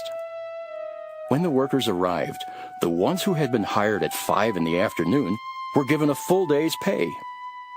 The workers who had been hired first thought they would be given more than the others. But when they were given the same, they began complaining to the owner of the vineyard. They said, "The ones who were hired last worked for only 1 hour, but you paid them the same that you did us, and we worked in the hot sun all day long." The owner answered one of them, "Friend, I didn't cheat you. I paid you exactly what we agreed on. Take your money now and go. What business is it of yours if I want to pay them the same that I paid you? Don't I have the right to do what I want with my own money? Why should you be jealous if I want to be generous?" Jesus then said, "So it is. Everyone who is now first will be last, and everyone who is last will be first." As Jesus was on his way to Jerusalem, he took his 12 disciples aside and told them in private, "We are now on our way to Jerusalem, where the Son of Man will be handed over to the chief priests and the teachers of the law of Moses. They will sentence him to death, and then they will hand him over to foreigners who will make fun of him. They will beat him and nail him to a cross. But on the 3rd day, he will rise from death." The mother of James and John came to Jesus with her 2 sons. She kneeled down and started begging him to do something for her. Jesus asked her what she wanted, and she said, "When you come into your kingdom, please let one of my sons sit at your right side and the other at your left." Jesus answered, "Not one of you knows what you are asking. Are you able to drink from the cup that I must soon drink from?" James and John said, "Yes, we are." Jesus replied, "You certainly will drink from my cup. But it is not for me to say who will sit at my right side and at my left. That is for my Father to say." When the 10 other disciples heard this, they were angry with the 2 brothers. But Jesus called the disciples together and said, "You know that foreign rulers like to order their people around, and their great leaders have full power over everyone they rule. But don't act like them. If you want to be great, you must be the servant of all the others. And if you want to be first, you must be the slave of the rest. The Son of Man did not come to be a slave master, but a slave who will give his life to rescue many people." Jesus was followed by a large crowd as he and his disciples were leaving Jericho. 2 blind men were sitting beside the road. When they heard that Jesus was coming their way, they shouted, "Lord, and Son of David, have pity on us!" The crowd told them to be quiet, but they shouted even louder, "Lord, Son of David, have pity on us!" When Jesus heard them, he stopped and asked, "What do you want me to do for you?" They answered, "Lord, we want to see." Jesus felt sorry for them and touched their eyes. Right away they could see, and they became his followers.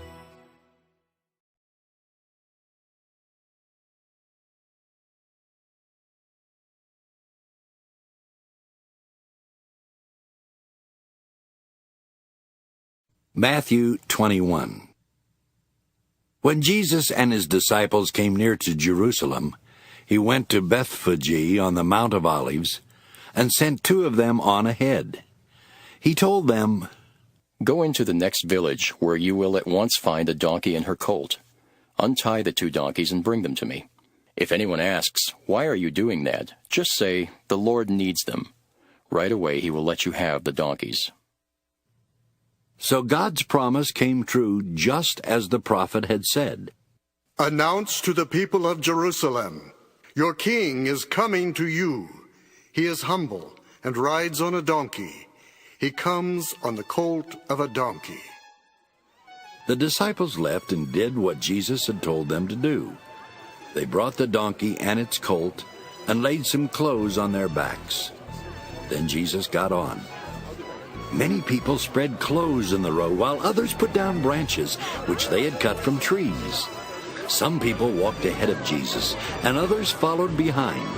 They were all shouting, Hooray for the Son of David! God bless the one who comes in the name of the Lord! Hooray for God in heaven above! When Jesus came to Jerusalem, everyone in the city was excited and asked, Who can this be? The crowd answered, This is Jesus, the prophet from Nazareth in Galilee.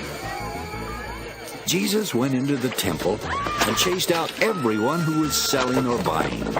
He turned over the tables of the money changers and the benches of the ones who were selling doves. He told them, The scriptures say, My house should be called a place of worship, but you have turned it into a place where robbers hide. Blind and lame people came to Jesus in the temple, and he healed them. But the chief priest and the teachers of the law of Moses were angry when they saw his miracles and heard the children shouting praises to the Son of David. The men said to Jesus, Don't you hear what those children are saying? Yes, I do. Jesus answered, Don't you know that the scriptures say, Children and infants will sing praises? Then Jesus left the city and went out to the village of Bethany, where he spent the night. When Jesus got up the next morning, he was hungry. He started out for the city, and along the way he saw a fig tree. But when he came to it, he found only leaves and no figs. So he told the tree, You will never again grow any fruit. Right then the fig tree dried up. The disciples were shocked when they saw how quickly the tree had dried up. But Jesus said to them, If you have faith and don't doubt, I promise that you can do what I did to this tree. And you will be able to do even more. You can tell this mountain to get up and jump into the sea, and it will. If you have faith when you pray, you will be given whatever you ask for. Jesus had gone into the temple and was teaching when the chief priest and the leaders of the people came up to him. They asked, What right do you have to do these things? Who gave you this authority? Jesus answered, I have just one question to ask you. If you answer it, I will tell you where I got the right to do these things. Who gave John the right to baptize? Was it God in heaven, or merely some human being? They thought it over and said to each other, We can't say that God gave John this right. Jesus will ask us why we didn't believe John. On the other hand, these people think that John was a prophet, and we are afraid of what they might do to us. That's why we can't say that it was merely some human who gave John the right to baptize. So they told Jesus, We don't know. Jesus said, Then I won't tell you who gave me the right to do what I do. Jesus said, I will tell you a story about a man who had 2 sons. Then you can tell me what you think. The father went to the older son and said, Go work in the vineyard today. His son told him that he would not do it, but later he changed his mind and went. The man then told his younger son to go work in the vineyard. The boy said he would, but he didn't go. Which one of the sons obeyed his father? The older one, the chief priests and leaders answered. Then Jesus told them, You can be sure that tax collectors and bad women will get into the kingdom of God before you ever will. When John the Baptist showed you how to do right, you would not believe him. But these evil people did believe. And even when you saw what they did, you still would not change your minds and believe. Jesus told the chief priests and leaders to listen to this story. A landowner once planted a vineyard. He built a wall around it and dug a pit to crush the grapes in. He also built a lookout tower. Then he rented out his vineyard and left the country. When it was harvest time, the owner sent some servants to get his share of the grapes.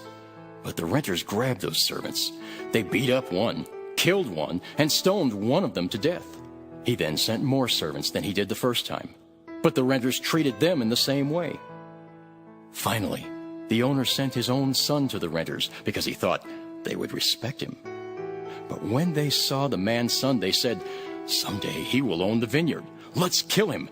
Then we can have it all for ourselves." So they grabbed him, threw him out of the vineyard, and killed him.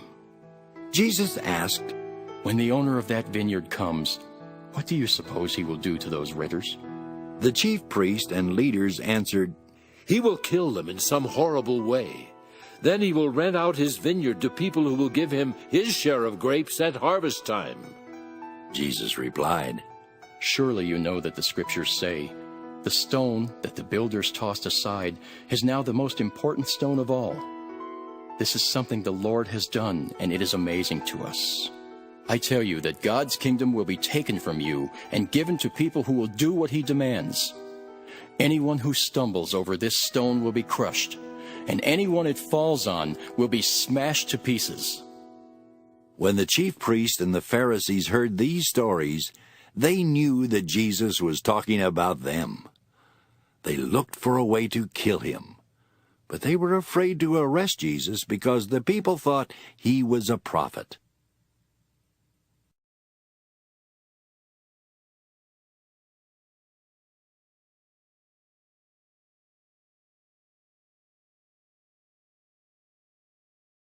Matthew 22.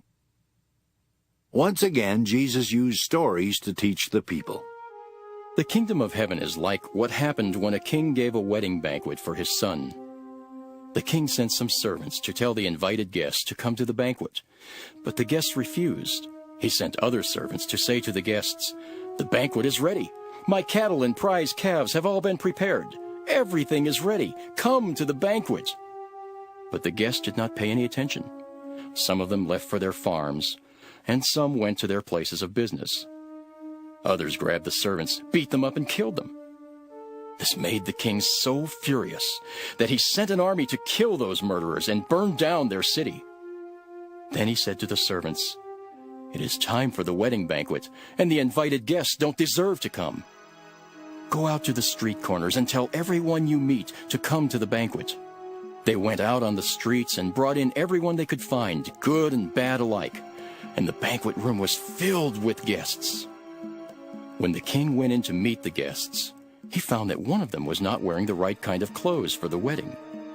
The king asked, "Friend, why didn't you wear proper clothes for the wedding?" But the guest had no excuse. So the king gave orders for that person to be tied hand and foot and to be thrown outside into the dark. That's where people will cry and grit their teeth in pain. Many are invited, but only a few are chosen. The Pharisees got together and planned how they could trick Jesus into saying something wrong. They sent some of their followers and some of Herod's followers to say to him, "Teacher, we know that you are honest. You teach the truth about what God wants people to do, and you treat everyone with the same respect, no matter who they are. Tell us what you think. Should we pay taxes to the emperor or not?" Jesus knew their evil thoughts and said, "Why are you trying to test me, you show-offs? Let me see one of the coins used for paying taxes." They brought him the silver coin, and he asked, "Whose picture and name are on it?" "The emperor's." They answered. Then Jesus told them, "Give the emperor what belongs to him, and give God what belongs to God." His answer surprised them so much that they walked away. The Sadducees did not believe that people would rise to life after death. So that same day, some of the Sadducees came to Jesus and said, "Teacher, Moses wrote that if a married man dies and has no children, his brother should marry the widow. Their first son would then be thought of as the son of the dead brother. Once there were 7 brothers who lived here. The first one married but died without having any children, so his wife was left to his brother. The same thing happened to the second and third brothers, and finally to all 7 of them. At last the woman died. When God raises people from death, whose wife will this woman be? She had been married to all 7 brothers. Jesus answered, You are completely wrong. You don't know what the Scriptures teach, and you don't know anything about the power of God. When God raises people to life, they won't marry. They will be like the angels in heaven. And as for people being raised to life, God was speaking to you when he said, I am the God worshipped by Abraham, Isaac, and Jacob. He is not the God of the dead, but of the living. The crowds were surprised to hear what Jesus was teaching.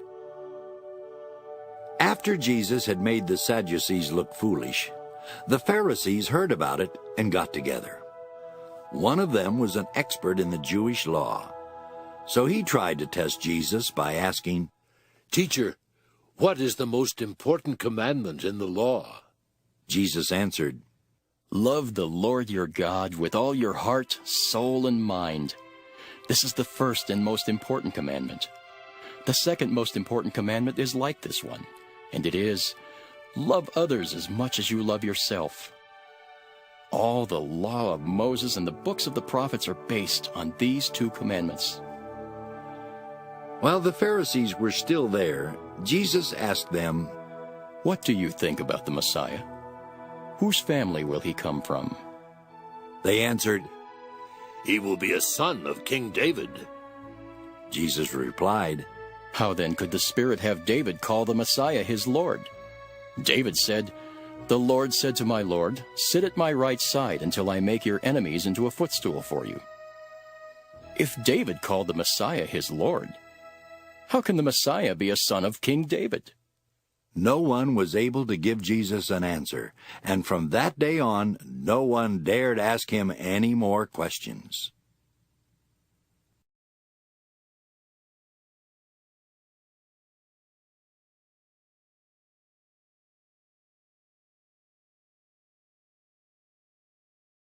Matthew 23. Jesus said to the crowds and to his disciples, The Pharisees and the teachers of the law are experts in the law of Moses.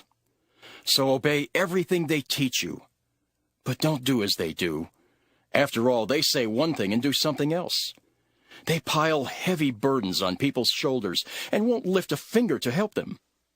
Everything they do is just to show off in front of others. They even make a big show of wearing scripture verses on their foreheads and arms. And they wear big tassels for everyone to see. They love the best seats at banquets and the front seats in the meeting places. And when they are in the market, they like to have people greet them as their teachers. But none of you should be called a teacher. You have only one teacher, and all of you are like brothers and sisters. Don't call anyone on earth your father. All of you have the same Father in heaven. None of you should be called the leader. The Messiah is your only leader. Whoever is the greatest should be the servant of the others. If you put yourself above others, you will be put down. But if you humble yourself, you will be honored. You Pharisees and teachers of the law of Moses are in for trouble. You're nothing but show-offs. You lock people out of the kingdom of heaven. You won't go in yourselves, and you keep others from going in. You Pharisees and teachers of the law of Moses are in for trouble. You're nothing but show-offs. You travel over land and sea to win one follower, and when you have done so, you make that person twice as fit for hell as you are.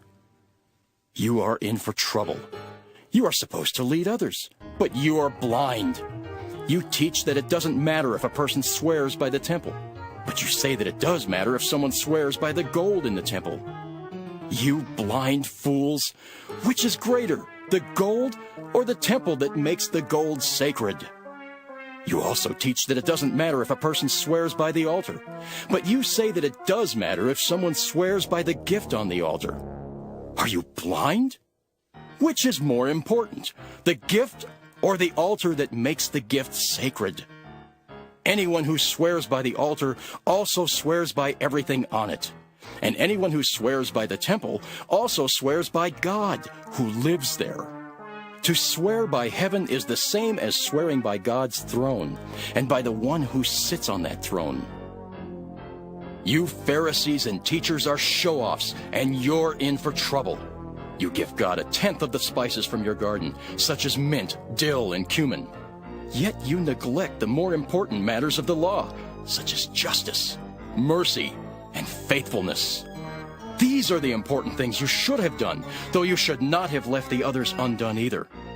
You blind leaders, you strain out a small fly, but swallow a camel. You Pharisees and teachers are show-offs, and you're in for trouble. You wash the outside of your cups and dishes, while inside there is nothing but greed and selfishness. You blind Pharisee, first clean the inside of the cup, and then the outside will also be clean. You Pharisees and teachers are in for trouble. You're nothing but show-offs. You're like tombs that have been whitewashed. On the outside they are beautiful, but inside they are full of bones and filth. That's what you are like. Outside you look good, but inside you are evil and only pretend to be good. You Pharisees and teachers are nothing but show-offs, and you're in for trouble. You build monuments for the prophets and decorate the tombs of good people, and you claim that you would not have taken part with your ancestors in killing the prophets. But you prove that you really are the relatives of the ones who killed the prophets. So keep on doing everything they did. You are nothing but snakes, and the children of snakes. How can you escape going to hell? I will send prophets and wise people and experts in the law of Moses to you. But you will kill them or nail them to a cross or beat them in your meeting places or chase them from town to town. That's why you will be held guilty for the murder of every good person, beginning with the good man Abel.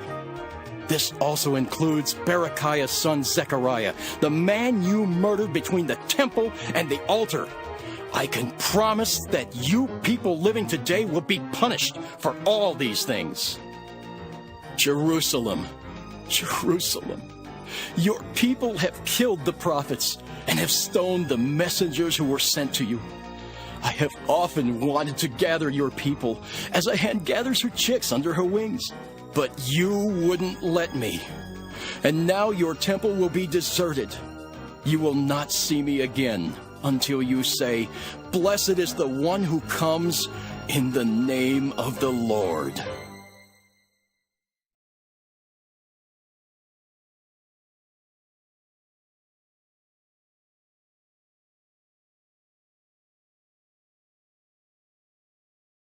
Matthew 24.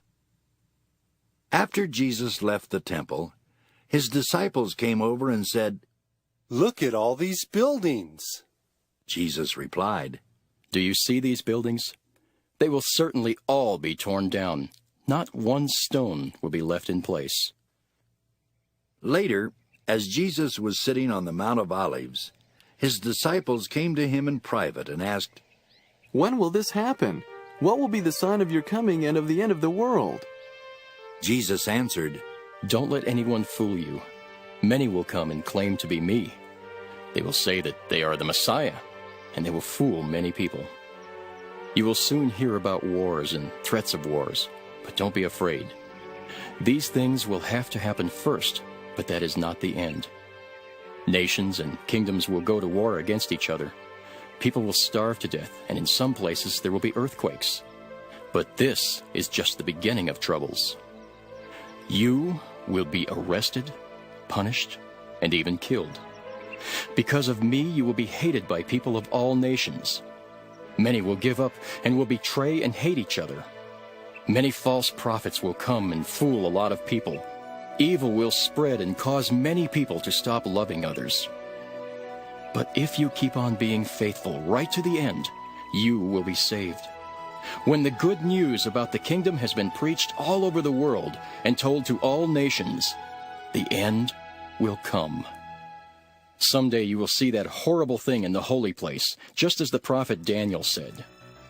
Everyone who reads this must try to understand. If you are living in Judea at the time, run to the mountains. If you are on the roof of your house, don't go inside to get anything. If you are out in the field, don't go back for your coat. It will be a terrible time for women who are expecting babies or nursing young children. And pray that you won't have to escape in winter or on a Sabbath. This will be the worst time of suffering since the beginning of the world, and nothing this terrible will ever happen again. If God doesn't make the time shorter, no one will be left alive. But because of God's chosen ones, He will make the time shorter. Someone may say, "Here is the Messiah," or "There He is." But don't believe it. False messiahs and false prophets will come and work great miracles and signs. They will even try to fool God's chosen ones. But I have warned you ahead of time. If you are told that the Messiah is out in the desert, don't go there. And if you are told that He is in some secret place, don't believe it. The coming of the Son of Man will be like lightning that can be seen from east to west. Where there is a corpse, there will always be buzzards. Right after those days of suffering, the sun will become dark and the moon will no longer shine. The stars will fall and the powers in the sky will be shaken. Then a sign will appear in the sky, and there will be the Son of Man.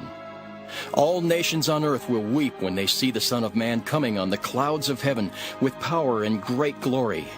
At the sound of a loud trumpet, He will send His angels to bring His chosen ones together from all over the earth. Learn a lesson from a fig tree. When its branches sprout and start putting out leaves, you know that summer is near. So when you see all these things happening, you will know that the time has almost come. I can promise you that some of the people living today will still be alive when all this happens. The sky and the earth won't last forever, but my words will. No one knows the day or hour. The angels in heaven don't know, and the Son Himself doesn't know. Only the Father knows.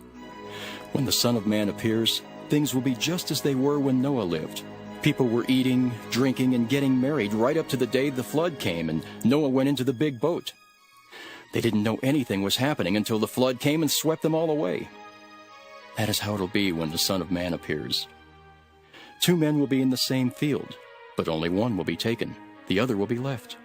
2 women will be together grinding grain, but only one will be taken, the other will be left. So be on your guard. You don't know when your Lord will come. Homeowners never know when a thief is coming, and they are always on guard to keep one from breaking in. Always be ready.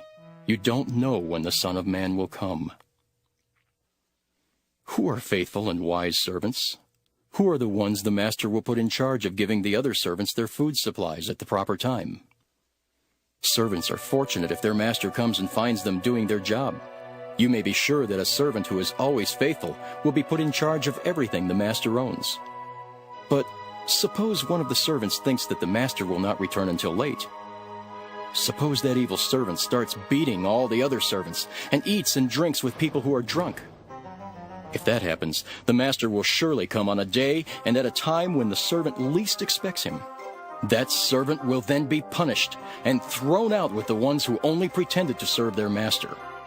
There they will cry and grit their teeth in pain.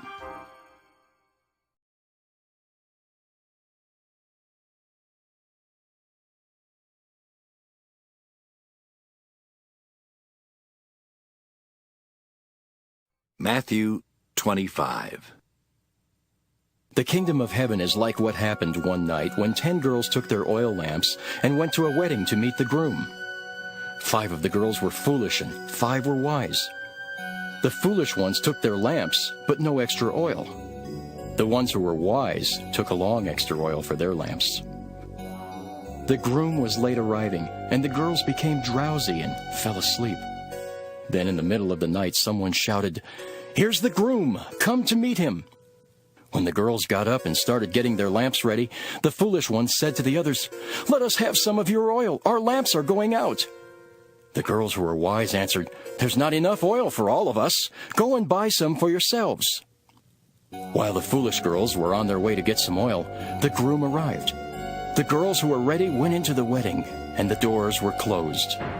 Later, the other girls returned and shouted, "Sir, sir, open the door for us." But the groom replied, "I don't even know you." So, my disciples, always be ready. You don't know the day or the time when all this will happen. The kingdom is also like what happened when a man went away and put his 3 servants in charge of all he owned. The The man knew what each servant could do, so he handed 5,000 coins to the first servant, 2,000 to the second, and 1,000 to the third. Then he left the country. As soon as the man had gone, the servant with the 5,000 coins used them to earn 5,000 more. The servant who had 2,000 coins did the same with his money and earned 2,000 more. But the servant with 1,000 coins dug a hole and hid his master's money in the ground. Some time later, the master of those servants returned. He called them in and asked what they had done with his money. The servant who had been given 5,000 coins brought them in with the 5,000 that he had earned. He said, "Sir, you gave me 5,000 coins, and I have earned 5,000 more." "Wonderful," his master replied. "You are a good and faithful servant. I left you in charge of only a little, but now I will put you in charge of much more. Come and share in my happiness." Next, the servant who had been given 2,000 coins came in and said, "Sir, you gave me 2,000 coins, and I have earned 2,000 more." "Wonderful," his master replied. "You are a good and faithful servant. I left you in charge of only a little, but now I will put you in charge of much more. Come and share in my happiness." The servant who had been given 1,000 coins then came in and said, "Sir, I know that you are hard to get along with. You harvest what you don't plant and gather crops where you have not scattered seed. I was frightened and went out and hid your money in the ground. Here is every single coin." The master of the servant told him, "You are lazy and good for nothing. You know that I harvest what I don't plant and gather crops where I have not scattered seed. You could have at least put my money in the bank so that I could have earned interest on it." Then the master said, "Now your money will be taken away and given to the servant with 10,000 coins. Everyone who has something will be given more, and they will have more than enough. But everything will be taken from those who don't have anything. You are a worthless servant, and you will be thrown out into the dark where people will cry and grit their teeth in pain. When the Son of Man comes in his glory with all his angels, he will sit on his royal throne. The people of all nations will be brought before him, and he will separate them as shepherds separate their sheep from their goats. He will place the sheep on his right and the goats on his left. Then the king will say to those on his right, 'My Father has blessed you. Come and receive the kingdom that was prepared for you before the world was created. When I was hungry, you gave me something to eat, and when I was thirsty, you gave me something to drink. When I was a stranger, you welcomed me, and when I was naked, you gave me clothes to wear. When I was sick, you took care of me, and when I was in jail, you visited me.' Then the ones who please the Lord will ask, 'When did we give you something to eat or drink? When did we welcome you as a stranger, or give you clothes to wear, or visit you while you were sick or in jail?' The king will answer, 'Whenever you did it for any of my people, no matter how unimportant they seemed, you did it for me.' Then the king will say to those on his left, 'Get away from me. You are under God's curse. Go into the everlasting fire prepared for the devil and his angels. I was hungry, but you did not give me anything to eat. And I was thirsty, but you did not give me anything to drink. I was a stranger, but you did not welcome me. And I was naked, but you did not give me any clothes to wear. I was sick and in jail, but you did not take care of me.' Then the people will ask, 'Lord, when did we fail to help you when you were hungry or thirsty, or a stranger or naked, or sick or in jail?' The king will say to them, 'Whenever you failed to help any of my people, no matter how unimportant they seemed, you failed to do it for me.' Then Jesus said, 'Those people will be punished forever, but the ones who pleased God will have eternal life.'"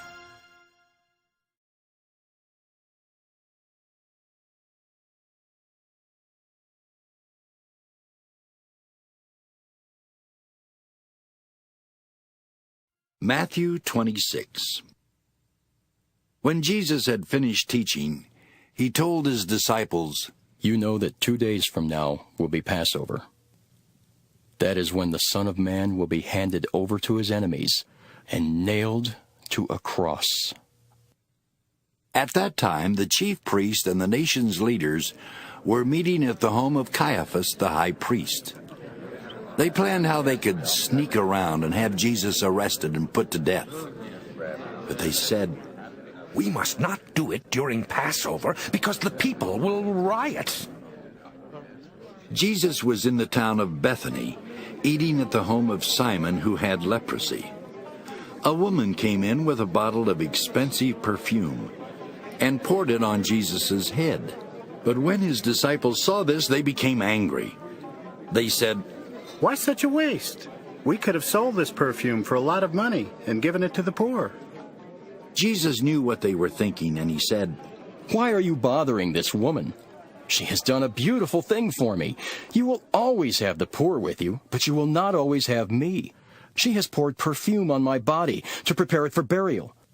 You may be sure that wherever the good news is told all over the world, people will remember what she has done, and they will tell others." Judas Iscariot was one of the 12 disciples. He went to the chief priests and asked, "How much will you give me if I help you arrest Jesus?" They paid Judas 30 silver coins, and from then on, he started looking for a good chance to betray Jesus. On the first day of the Feast of Thin Bread, Jesus' disciples came to him and asked, "Where do you want us to prepare the Passover meal?" Jesus told them to go to a certain man in the city and tell him, "Our teacher says, 'My time has come. I want to eat the Passover meal with my disciples in your home.'" They did as Jesus told them and prepared the meal. When Jesus was eating with his 12 disciples that evening, he said, "One of you will surely hand me over to my enemies." The disciples were very sad, and each one said to Jesus, "Surely, Lord, you don't mean me." He answered, "One of you men who has eaten with me from this dish will betray me. The Son of Man will die, as the Scriptures say, but it's going to be terrible for the one who betrays me. That man would be better off if he had never been born." Judas said, "Teacher, surely you don't mean me." "That's what you say." Jesus replied, but later Judas did betray him. During the meal, Jesus took some bread in his hands. He blessed the bread and broke it. Then he gave it to his disciples and said, "Take this and eat it. This is my body."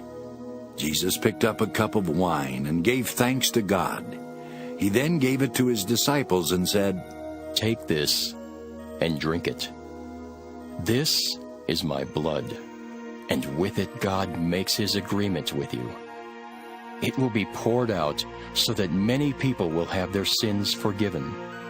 From now on, I am not going to drink any wine until I drink new wine with you in my Father's kingdom."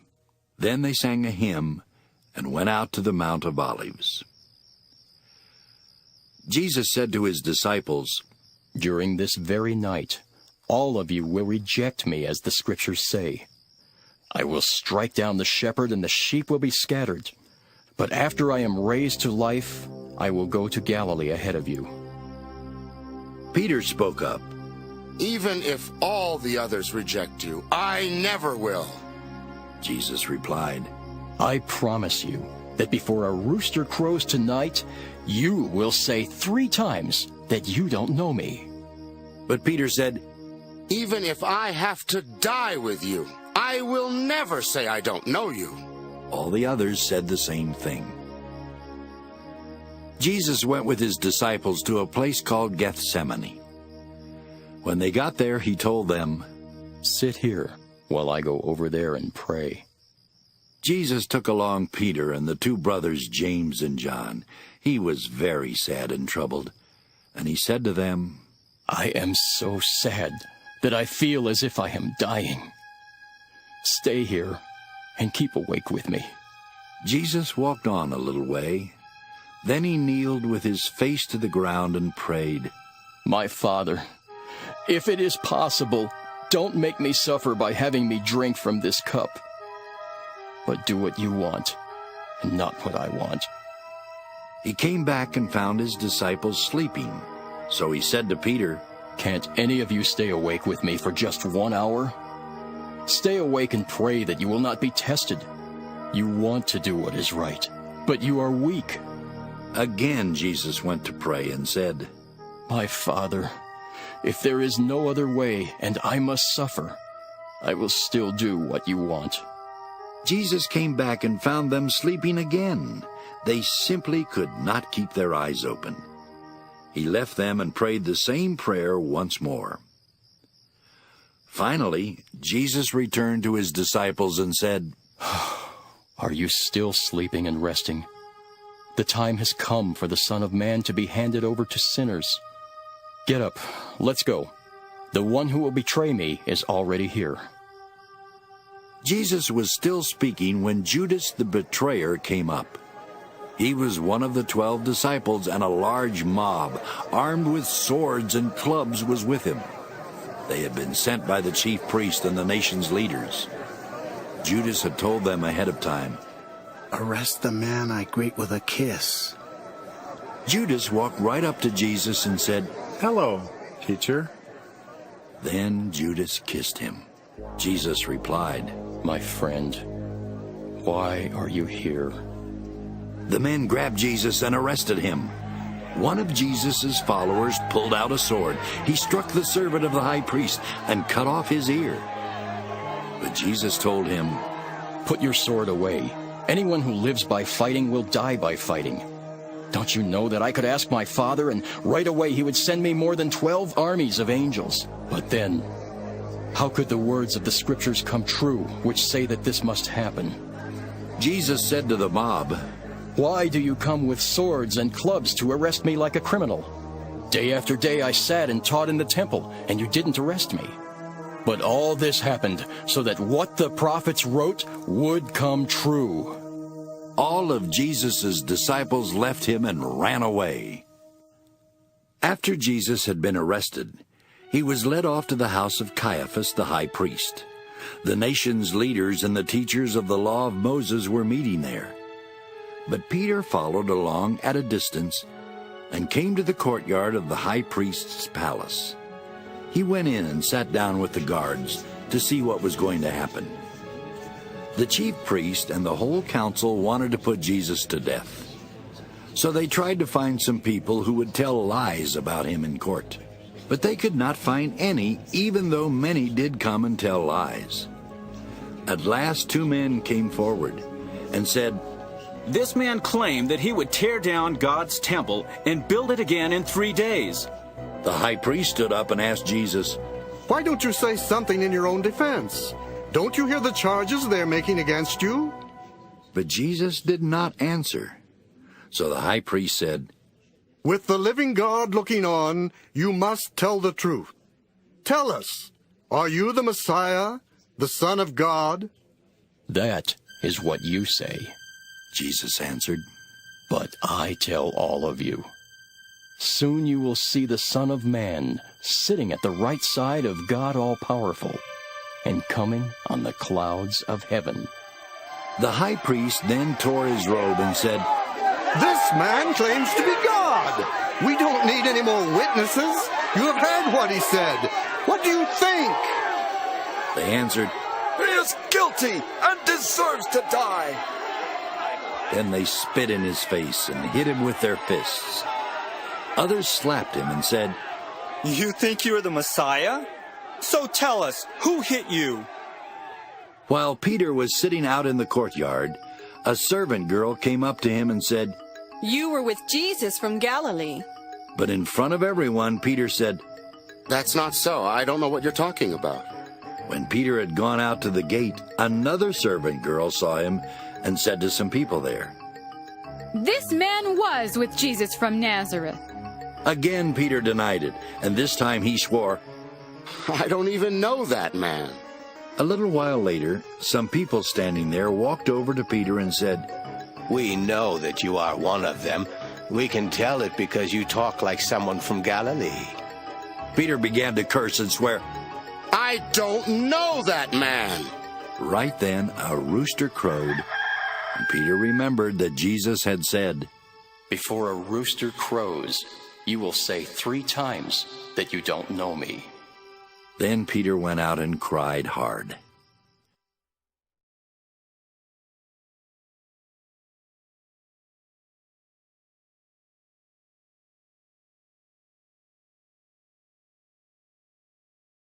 Matthew 27.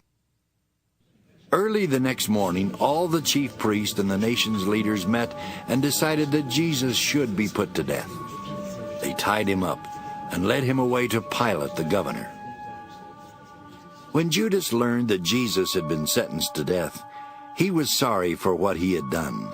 He returned the 30 silver coins to the chief priests and leaders and said, "I have sinned by betraying a man who has never done anything wrong." "So what? That's your problem," they replied. Judas threw the money into the temple and then went out and hanged himself. The chief priests picked up the money and said, "This money was paid to have a man killed. We can't put it in the temple treasury." Then they had a meeting and decided to buy a field that belonged to someone who made clay pots. They wanted to use it as a graveyard for foreigners. That is why people still call that place Field of Blood. So the words of the prophet Jeremiah came true. They took the 30 silver coins, the price of a person among the people of Israel. They paid it for a potter's field, as the Lord had commanded me. Jesus was brought before Pilate the governor, who asked him, "Are you the king of the Jews?" "Those are your words," Jesus answered. And when the chief priests and leaders brought their charges against him, he did not say a thing. Pilate asked him, "Don't you hear what crimes they say you have done?" But Jesus did not say anything, and the governor was greatly amazed. During Passover, the governor always freed a prisoner chosen by the people. At that time, a well-known terrorist named Jesus Barabbas was in jail. So when the crowd came together, Pilate asked them, "Which prisoner do you want me to set free? Do you want Jesus Barabbas or Jesus who is called the Messiah?" Pilate knew that the leaders had brought Jesus to him because they were jealous. While Pilate was judging the case, his wife sent him a message. It said, "Don't have anything to do with that innocent man. I have had nightmares because of him." But the chief priests and the leaders convinced the crowds to ask for Barabbas to be set free and for Jesus to be killed. Pilate asked the crowd again, "Which of these 2 men do you want me to set free?" "Barabbas!" they replied. Pilate asked them, "What am I to do with Jesus, who is called the Messiah?" They all yelled, "Nail him to a cross!" Pilate answered, "But what crime has he done?" "Nail him to a cross!" They yelled even louder. Pilate saw that there was nothing he could do, and that the people were starting to riot.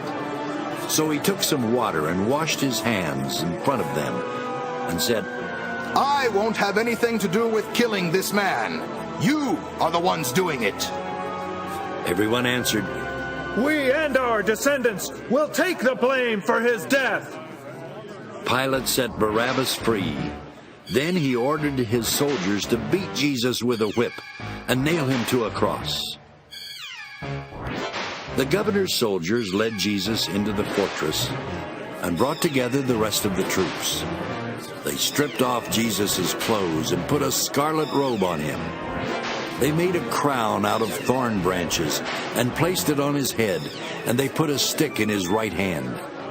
The soldiers kneeled down and pretended to worship him. They made fun of him and shouted, "Hey, you king of the Jews! Ha!" Then they spit on him. They took the stick from him and beat him on the head with it. When the soldiers had finished making fun of Jesus, they took off the robe. They put his own clothes back on him and led him off to be nailed to a cross. On the way, they met a man from Cyrene named Simon. and they forced him to carry Jesus' cross. They came to a place named Golgotha, which means place of the skull. There they gave Jesus some wine mixed with a drug to ease the pain. But when Jesus tasted what it was, he refused to drink it. The soldiers nailed Jesus to a cross and gambled to see who would get his clothes. Then they sat down to guard him. Above his head, they put a sign that told why he was nailed there. It read, "This is Jesus, the King of the Jews." The soldiers also nailed 2 criminals on crosses, one to the right of Jesus and the other to his left.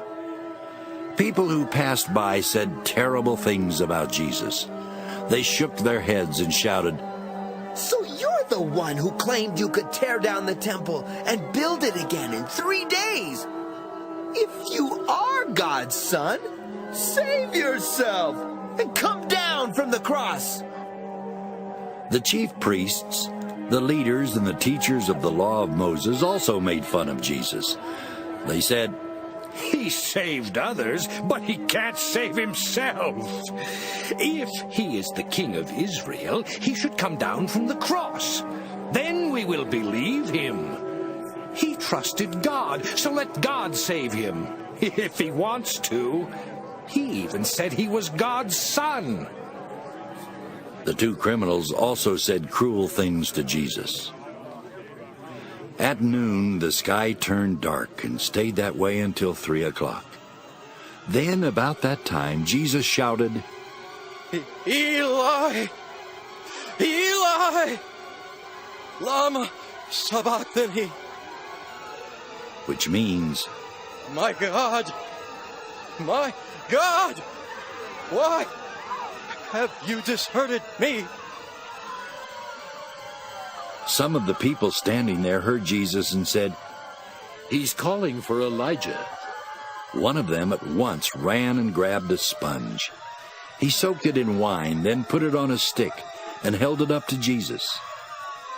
Others said, "Wait! Let's see if Elijah will come and save him." Once again Jesus shouted, and then he died. At once the curtain in the temple was torn in 2 from top to bottom. The earth shook and rocks split apart. Graves opened and many of God's people were raised to life.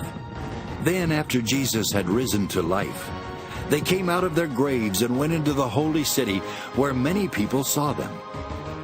The officer and the soldiers guarding Jesus felt the earthquake and saw everything else that happened. They were frightened and said, "This man really was God's son." Many women were looking on from a distance. They had come with Jesus from Galilee to be of help to him. Mary Magdalene, Mary, the mother of James and Joseph, and the mother of James and John were some of these women. That evening, a rich disciple named Joseph from the town of Arimathea went and asked for Jesus' body. Pilate gave orders for it to be given to Joseph, who took the body and wrapped it in a clean linen cloth. Then Joseph put the body in his own tomb that had been cut into solid rock and had never been used. He rolled a big stone against the entrance to the tomb and went away. All this time, Mary Magdalene and the other Mary were sitting across from the tomb. On the next day, which was a Sabbath, the chief priests and the Pharisees went together to Pilate. They said, "Sir, we remember what that liar said while he was still alive. He claimed that in 3 days he would come back from death. So please order the tomb to be carefully guarded for 3 days. If you don't, his disciples may come and steal his body. They will tell the people that he has been raised to life, and this last lie will be worse than the first one." Pilate said to them, "All right, take some of your soldiers and guard the tomb as well as you know how." So they sealed it tight and placed soldiers there to guard it.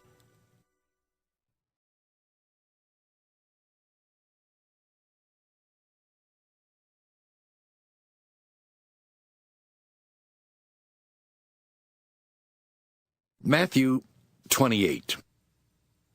The Sabbath was over, and it was almost daybreak on Sunday, when Mary Magdalene and the other Mary went to see the tomb.